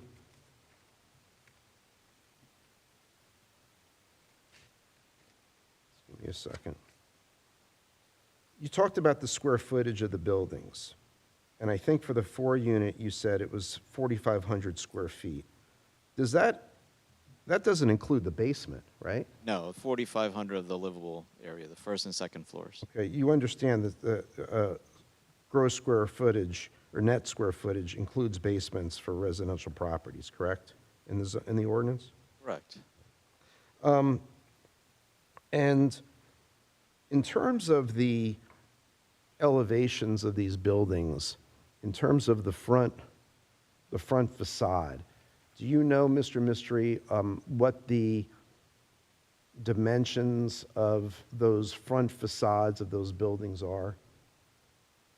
In terms of the height, or I'm not sure. Height and width combined, square footage, just the facade. Well, I mean, the 4-unit building is 29 feet 2 inches high, and the width And is what's, about how, 71 feet. 71 feet? Mm-hmm. And what about the 11 unit? It's 34 feet 2 inches, and the 75 feet, I believe. 75 feet wide? Yes. Are you aware of any buildings, residential buildings in the surrounding area in either Somerville or Bridgewater that have building facade widths as great as 70 feet wide? I didn't do a study of, different buildings in this area. And with regard to the attic, and I might have just missed this, and I apologize. And I know you said that the dormers are fake, and that there's no living space there. Did you provide any type of elevation of that attic area in terms of the height of the roof, floor to roof, or otherwise? Ceiling height? I don't know what the question Is there? Do you have a ceiling? What's the ceiling height for that attic area? Yeah, I couldn't tell you offhand. It's just, we have some dormers up there, but they're just fake dormers. And Is it going to be accessible, that attic area, to anyone? yeah, there'll probably be some utilities and things up there.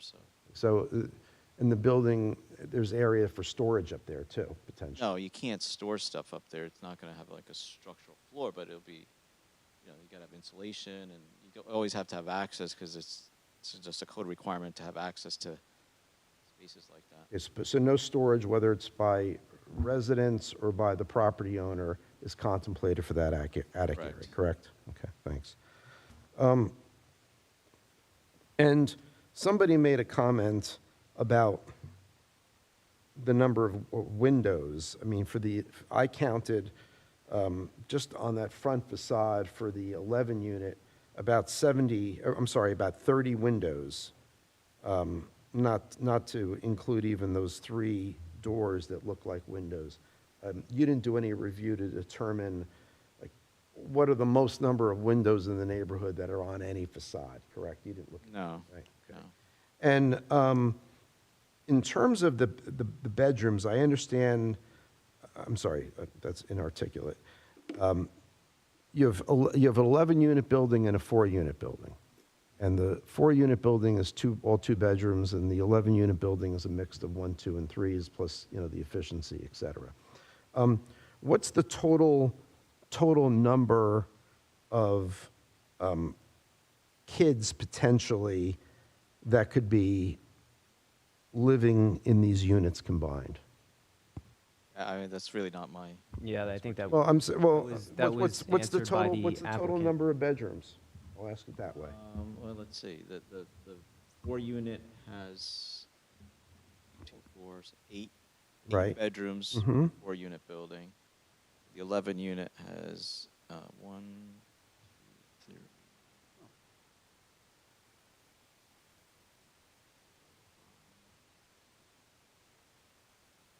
8.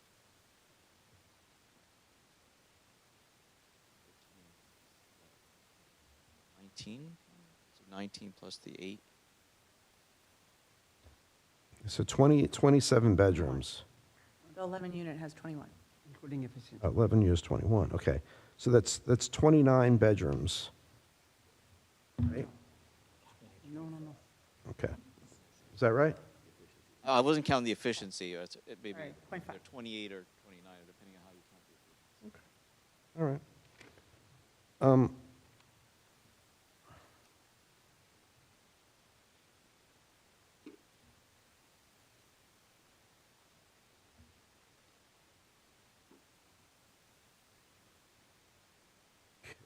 Let me see if I have any other questions. Just give me a second.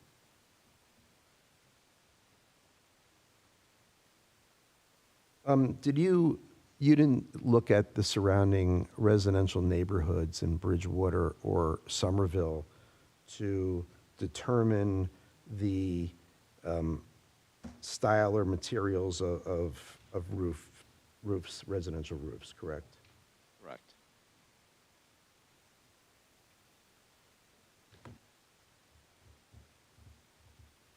And so you didn't, when you went out that one time in the winter to look at this property, you didn't take any type of notes or recall any particular type, style, aesthetic of any home in the area, correct?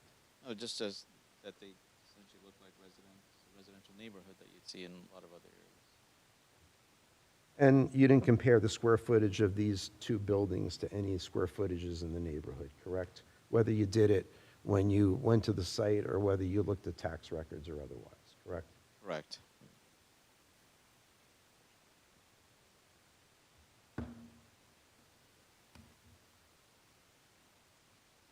Just give me a second.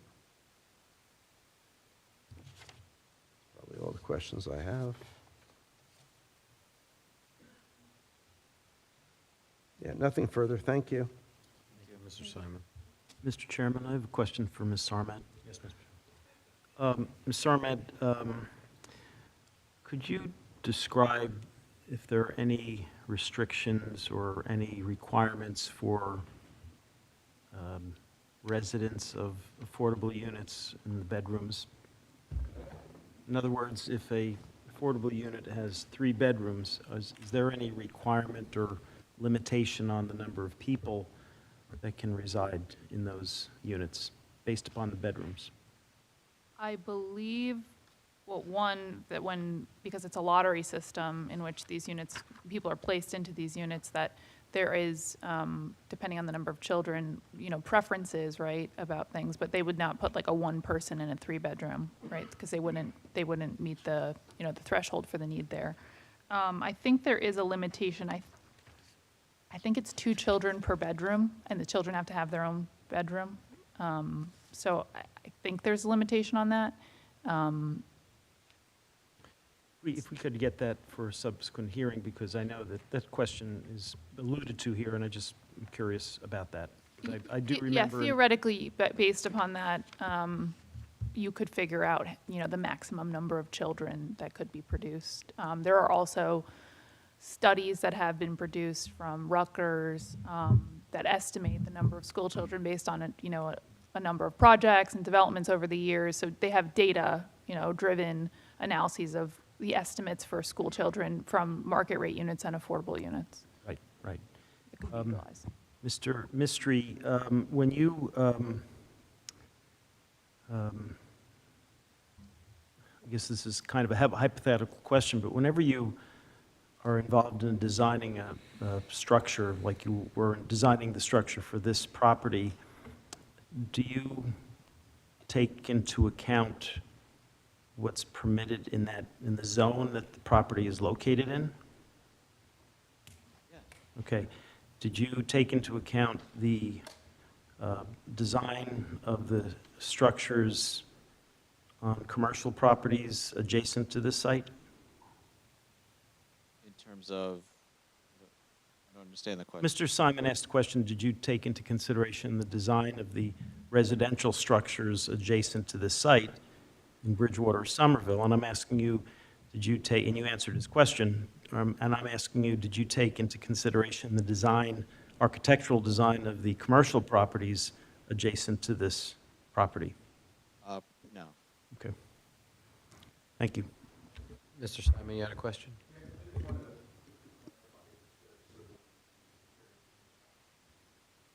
Of my question, and I think the answer, I mean, I'm not testifying, and I think I know the answer, but the answer is nothing to do with number of, kids going to school. It has everything to do with what we've been talking about all along with the time, which is the lack of amenity space, both indoor and outdoor. So that's why I was Mr. Chairman, a short break maybe? How much more public is Right, there? right. So we have gentlemen's going to represent some of the public as well. Just a show of hands, how many other questions do we have from our individual members of the public? Count 2. Let's continue.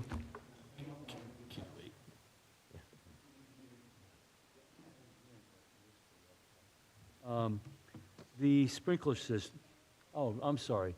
Dennis Galvin with the firm of the Galvin Law Firm representing Somerville. And my question has to do with the sprinkler system. Is it a 13R? Yes, it usually is a 13R this application. Okay, so then I'm alerting you to the fact that you have to show a hot box on the property? That sound right? Yeah, whatever sprinkler requirements are associated with that system, then we'd have to provide. Correct, but my engineer says he wasn't able to identify it on the plan. I mean, these are not, I mean, these are planning board submission drawings. They're not final drawings for construction, so at some point we would provide. Well, I'm trying to help, so I'm alerting you that you should go, Jason, I'm telling you that you should Sure. get out to the engineers and make sure that he puts it on the site plan. Right, but that again is something. If it was a building 13D and not a 13R, they wouldn't need it. But I don't know what the hell I'm talking about, so that's it. All right, thank you very much. Thank you. Please come forward. My name is Robert Gumelak. I'm a resident of Somerville, 115 Prospect. I'm in the corner lot across from the adjacent project. G as in George, UMULAK. For numbers of years, there's been sighting of gas smell in the area that's still there as of today. When they were trimming the areas of trees, I distinctly smell very strong gas in that area. That hasn't been rectified as of many years ago when there was a gas station down on the corner of Cornell and 28. They changed the gas tanks and the lines, and they put pilot holes to vent out the smell of the gas. Those pilot holes are still visible in the grounds. And when I went down to investigate what was going down the end, there was a very, very strong smell of gas. Mr. Gumulak, do you have a question regarding? Are they aware of it? Are they aware of that? I am not aware of that. Well, you should be, because that's a very strong issue if you're going to be dredging and digging in the area. We don't need an explosion in our area. So we'll take that. Yes, please. I mean, you know. that down. And as of dredging the area with the creek behind the properties, are you aware that where are you going to channel all that water? These are questions that are better suited for our civil engineer, who will be returning. Okay, I mean, I just wanted to bring it out on the record. That's all I have. Thank you for your letting me come up and talk. Thank you, Mr. Gumelak. I believe I saw two hands in the rear.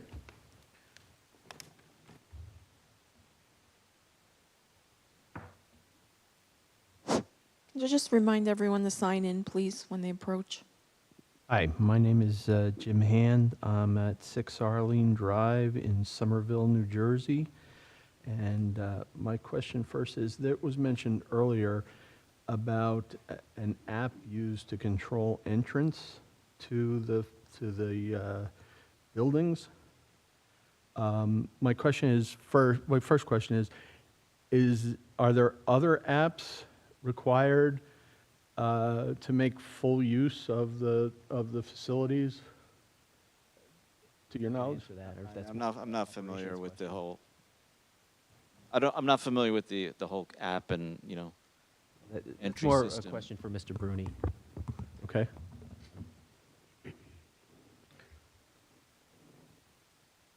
Sorry, what's your question? Are there, you mentioned an app for controlling entrance to the building.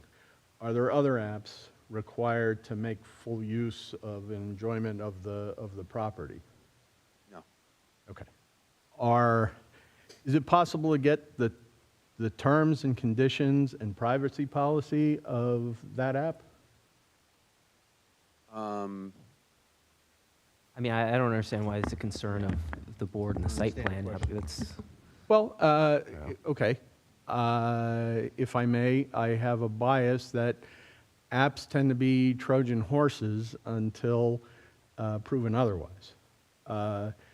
And it's happened before that apps could, for example, be used to, I mean, there are terms and conditions of apps that are more complex than agreements I've used to buy and sell houses and businesses. It's quite often, it can be used, for example, to add conditions that are not directly, that are not explicitly in a lease, for example. I mean, just providing the terms and conditions of the app and the privacy policy. I can't even answer that question, to be honest. You're talking about the terms and conditions of the third-party vendor that provides the service that we utilize. Is it a third-party vendor? I mean, It's an Mr. app. Bruni, I don't think you design a proprietary app. Yeah, I can't even answer that question because I'm not sure what Well, you're asking. Identify the app and how to get a copy of the terms and conditions and the privacy policy. I don't know that that's really germane to the subdivision and site plan application. I mean, that's a matter between the landlord and tenant. Okay, thank you.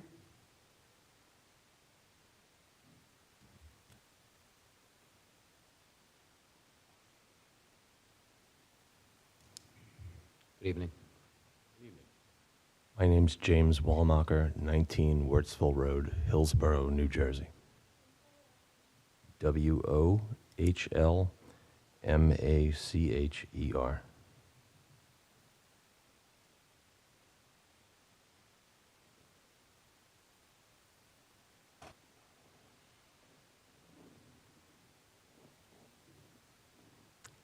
There was an exhibit earlier that showed the floor plans. I don't know if that could be put back up again. For which building? For the larger building. A 2.0.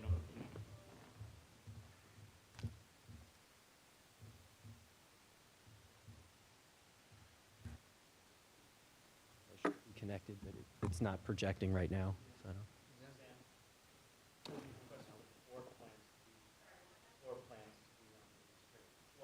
If you have access to sheet A 2.02. I have it on my screen, but it's not projecting.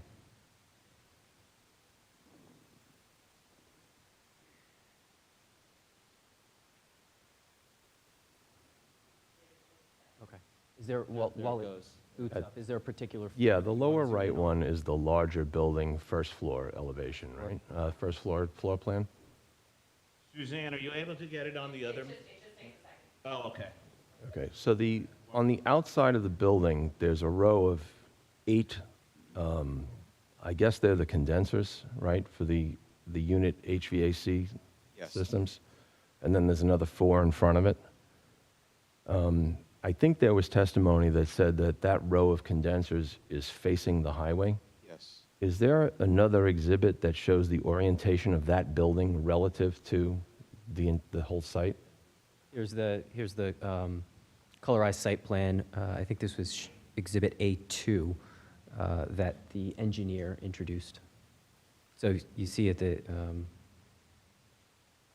that's depicted here where the cursor is. Understood. Are those essentially heat pump units? So they're doing both cooling and AC? Yes. So they're basically running year-round, given the fact that they're doing both cooling and heating duties? Yes, it could be. And the 4, I guess there's 5 of them maybe, because there's a common area one on the smaller building also. It looks like also facing if north is up on that diagram, it would be to the northwest. Well, yeah, the smaller building has 4, and the other building has 12, I think, because the 11-unit building has an extra one for the common area, I believe. So the 2 that are on the smaller building, they appear to be sort of on the Cornell Drive side, right? In the lower right-hand corner of the smaller building? There's 2 on the back of that 4-unit building, and there's 2 that's on the side, left side facing the highway. Do you know about how far they are from Cornell Drive? Well, to the property line, what does that say? Oh, there's no measurement on this plan. Yeah. Oh. That's 31 feet, but that's to the property line. Yeah. Additional things after. And then, okay, that answers my question about those units. Just lastly, on the first floor egress doors on the larger building, are they keyed? So a tenant could open them with a key from the outside? Yes, yeah, I mean, So they're not like an emergency exit door like the back of a bar might have, where you can only go out. There is a way to get in from those doors. they will be locked, but you know, Right, but they'll have a knob, and you could access it. If you wanted to come in that way, you could, right? yes, yeah. Okay, thank you. You're welcome. I don't have anything else, thank you. Thank you very much. Any other questions?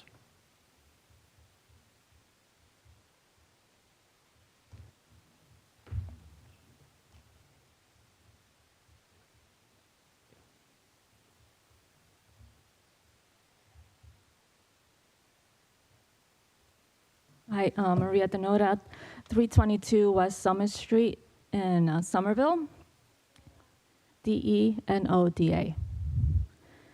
So I have a question actually regarding the 4-unit building for the veterans.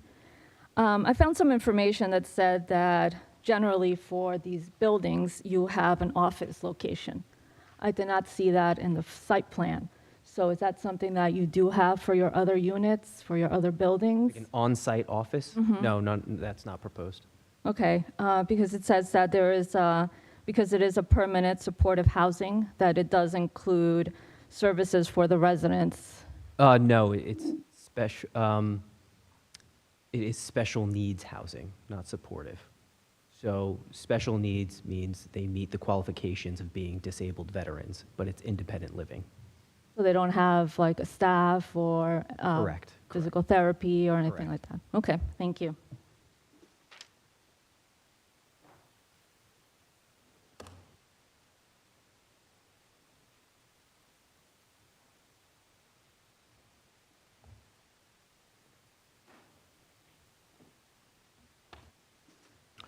Anybody else?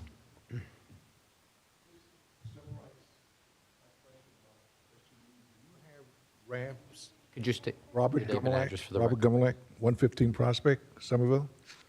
Is there accommodation for ramps for special need accommodations? Ramp? A ramp to get from the parking lot into their building? No, Is absolutely. there elevation to go to the top floor? I guess they're going to Yeah, the civil they're gonna be engineer all bottom testified floor to, and tenants. they're depicted on the plans that they're There's a ADA handicap. Did you say there accessible. was a ramp? Yes, on both buildings. And is there a fire control system in the area, like an alarm system to notify fire department? There is a full fire alarm system in the building. All right, thank you. Anybody else? Okay, that'll close the public portion for this witness. Are there any other questions or comments from the dais? I just want to say thank you for looking into that other option. I really appreciate it. You're welcome. I don't have a question of the witness, I just want clarification. So it was reference to waiver for landscaping that's being requested. Could someone, maybe Ms. Sarmad, just refresh my memory, if that is the only waiver or what any waivers that are being requested by the applicant? There is one additional waiver, a design waiver for the driveway separation. Technically, driveways are supposed to be 10 feet, setback 10 feet from the property line. The driveway to access is shared by the two properties, so it crosses over. Although there is a provision that allows the planning board to basically, waive that if it's deemed for two adjacent sites that it can be within the two. So it's a waiver, but the board, I guess, can, disregard it if they choose based on the ordinance. Yeah, thank you. And could you just clarify the requested waiver for landscaping? I seem to remember something about trees last meeting, but could you refresh my memory about that, please? There's a requirement for, in the township ordinance, the landscape requirements under section 126-191, which requires foundation plantings per linear foot of building, which I don't have the site plan in front of me for what they actually are proposing, and I seem to have not put it in my notes, but they do have, I believe they did identify that they don't have enough foundational plantings. I don't know the deficiency number. Yeah, I can give that to you, Mr. Pappas, if you'd like, based off of the testimony of Mr. Fisher. So there's a waiver from section 126-191C2 requiring 39 replacement trees, where 33 replacement trees will be provided, and then we'll be providing the payment in lieu for the deficient 6 trees. And then a waiver from 126-191C5 for the proposed Lot 2.02, 108 shrubs for foundation plantings are required. We're providing 49. Okay, thank you. With 66 total in the front of the building, but not within that 5-foot planting requirement. And then Lot 2.03 requires 131 shrubs within 5 feet of the foundation. We're proposing 74 within 5 feet, but a total of 111. Okay, thank you. And that's it. Ms. Sarmed, those are the extent of the waivers they're requesting? I believe that's all, yes. Thank you, Mr. Pappas. Is that it for questions? Mr. Mystery, thank you very much for your testimony this evening. Mr. Heineman, I believe that we do have some other business that we're going to have to explore at a later date, correct? That's correct. And I think for, I guess, housekeeping purposes, I know Mr. Peck provided a list of available dates. I think we would like to carry this to the May 19th date, just as a placeholder. It might. What about April 21st? I'd like to check with Ms. Probst first. Okay. April 21st is our next available date. I don't think by then we'll have an adequate response. Yeah, they're waiting to find out from DOT and such whether the alternate access is viable or not. So May 19th? I did, and that was one of the dates. May 19th is the next available. That's what they requested, Mhm. that it be carried to. So there's no other engineering testimony, questions from the engineer, Mr. Fisher, that could be addressed sooner than that? If we brought him back and the DOT access is one question. There are a lot of other engineering questions that I think the board has for Mr. Fisher, and why do we have to wait Right, till May but if- 19th? In fairness, if I could say, if they are going to change the access, that could change other site plan issues, and they'd have to kind of redesign the site, so But there are it other, would be a waste of our time. well, but you're assuming that the access, or there are not other engineering issues. There haven't really even been members of the public that have been able to ask questions of the engineer. Right, but The board hasn't even finished asking questions of Mr. Fisher, so I don't understand why we have to wait until May. because the site would change significantly in terms of the circulation, building placement, and even additional waivers with respect to landscaping. So while he could come back and answer questions with respect to this existing site plan, that could change dramatically, and then we would have to go over it again. Are you suggesting that if we had a meeting sooner, that it could be a moot point? Correct. Also, if we go to 202, 206, there are lots of safety issues. Yeah, I think if DOT basically approve for access to 202, 206, there are other safety concerns for children and all this thing has to be come up. So there are lots of different issues will come up on a 202, 206 access. So. I understand all of that, but, I'm going to request that this be carried till the April meeting, as Ms. Sarmed mentioned, because you could get a response from the DOT between now and then, and we will have not waited 2 months for a month and a half. So I would make that suggestion and make that request as one board member. Ms. Sarmed has said that there's a time on the calendar available here, and that's my request. There's a lot of questions that people have. People have been coming to these meetings. They have questions. Board hasn't fully asked questions of Mr. Fisher. I had hoped he was going to be here tonight, frankly, and I'm disappointed he wasn't here tonight. Because there's some questions that I had relating to engineering that had nothing to do with the road. So you're making an assumption that those are only the questions that people have. And I think that's an incorrect assumption. That's my request. She said we have April 21st. I don't see why this can't be carried until then. And if there's few questions, and then a shorter time that you have before the board. But on the other hand, if you have an answer from the DOT by then, we can proceed. That's my request. Why not carry it to that date, and, you know, if you determine you do need extra time, you know, make that request then. But, Okay, that's fine. all right, because you may have an answer from DOT. They may say, Yeah, no, guys. right, that makes sense. Move forward. Could we make that effort? Sure. We'll have this listed for the 21st, and we'll communicate with the board. And Mr. Fisher will be here. Our progress. Mr. Fisher will be here, correct? I'd have to check with his availability, but again, I'm not inclined to have him come back for limited testimony and then bring him back again after the DOT makes the decision. And Again, you're assuming limited questioning. You don't even know what the questions are that may have nothing to do. right, but it's DOT. still a second appearance that we would have to make when we believe we could get it done in one hearing. It would be more efficient. I think you're mistaken. I think it's going to take more than one additional hearing to get through engineering. It's my assumption based upon what I've seen here. It's my opinion. If I may, will he be able to discuss landscape questions?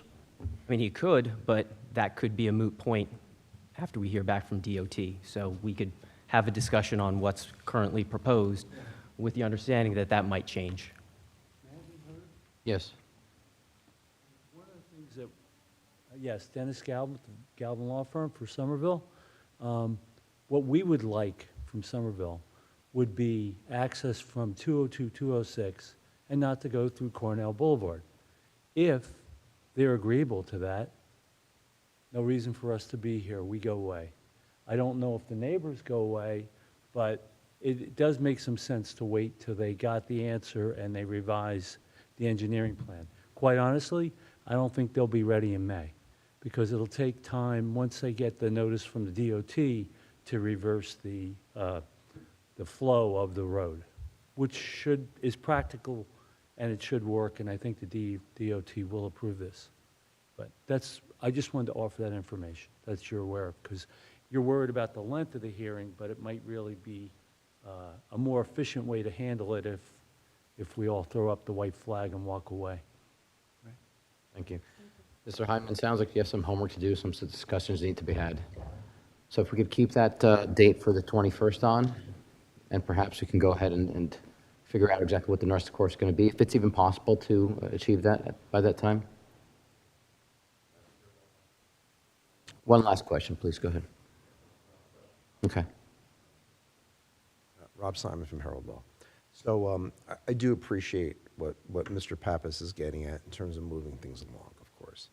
However, if in fact, from what I understand, if there is going to be an alternate or a different access, that may change materially much of the design of this project. And I will tell you, while Mr. Pappas is clairvoyant in terms of the number of questions that I currently have for the engineer, those questions, the number of them, the type of them, will change significantly if there is a different design for this project. Also, although this board is not a party to what I'm about to say, there is pending litigation going on right now in terms of the underlying ordinance that forms the basis for this application. And I've spoken, in fairness to Mr. Hyman, about potentially taking a pause on that in consideration of his efforts, thank you, in interacting, interfacing potentially with the DOT regarding an alternate access. So I'm not saying that that should have any bearing on it, but I felt constrained, because I think it's part of the mix, to raise that with you. So, thank you. Thank you, Mr. Simon.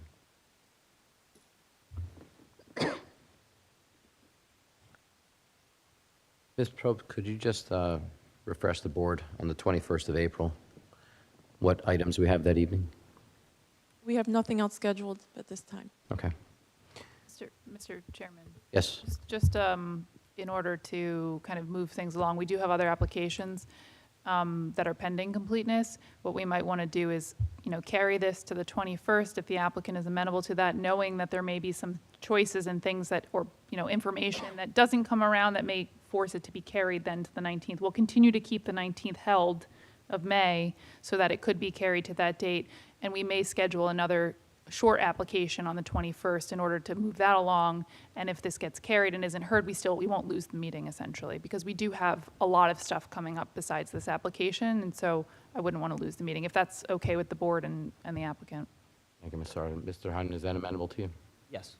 Okay. Thank you. I'd like to do a quick quorum check for those two dates, if possible. Ms. Probst, I'd like to take note, starting from this side here, both dates, right? So April 21st, and I believe it was, we said May 20? May 19th. May 19th. I'm okay. Both dates? Yes, please. Ms. Sikora? Yes, both dates. Okay. Mr. Peck? Yeah. I'm available both dates. Okay. Mr. McGuire? Yes. Mr. Wang? Okay. And Mr. Buongiorno? Okay.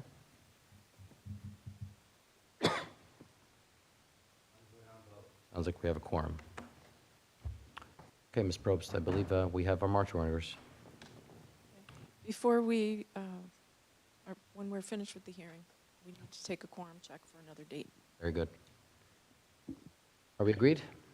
So just so we're clear, this hearing is being carried till April 21st, same time, same place. No further notice will be given.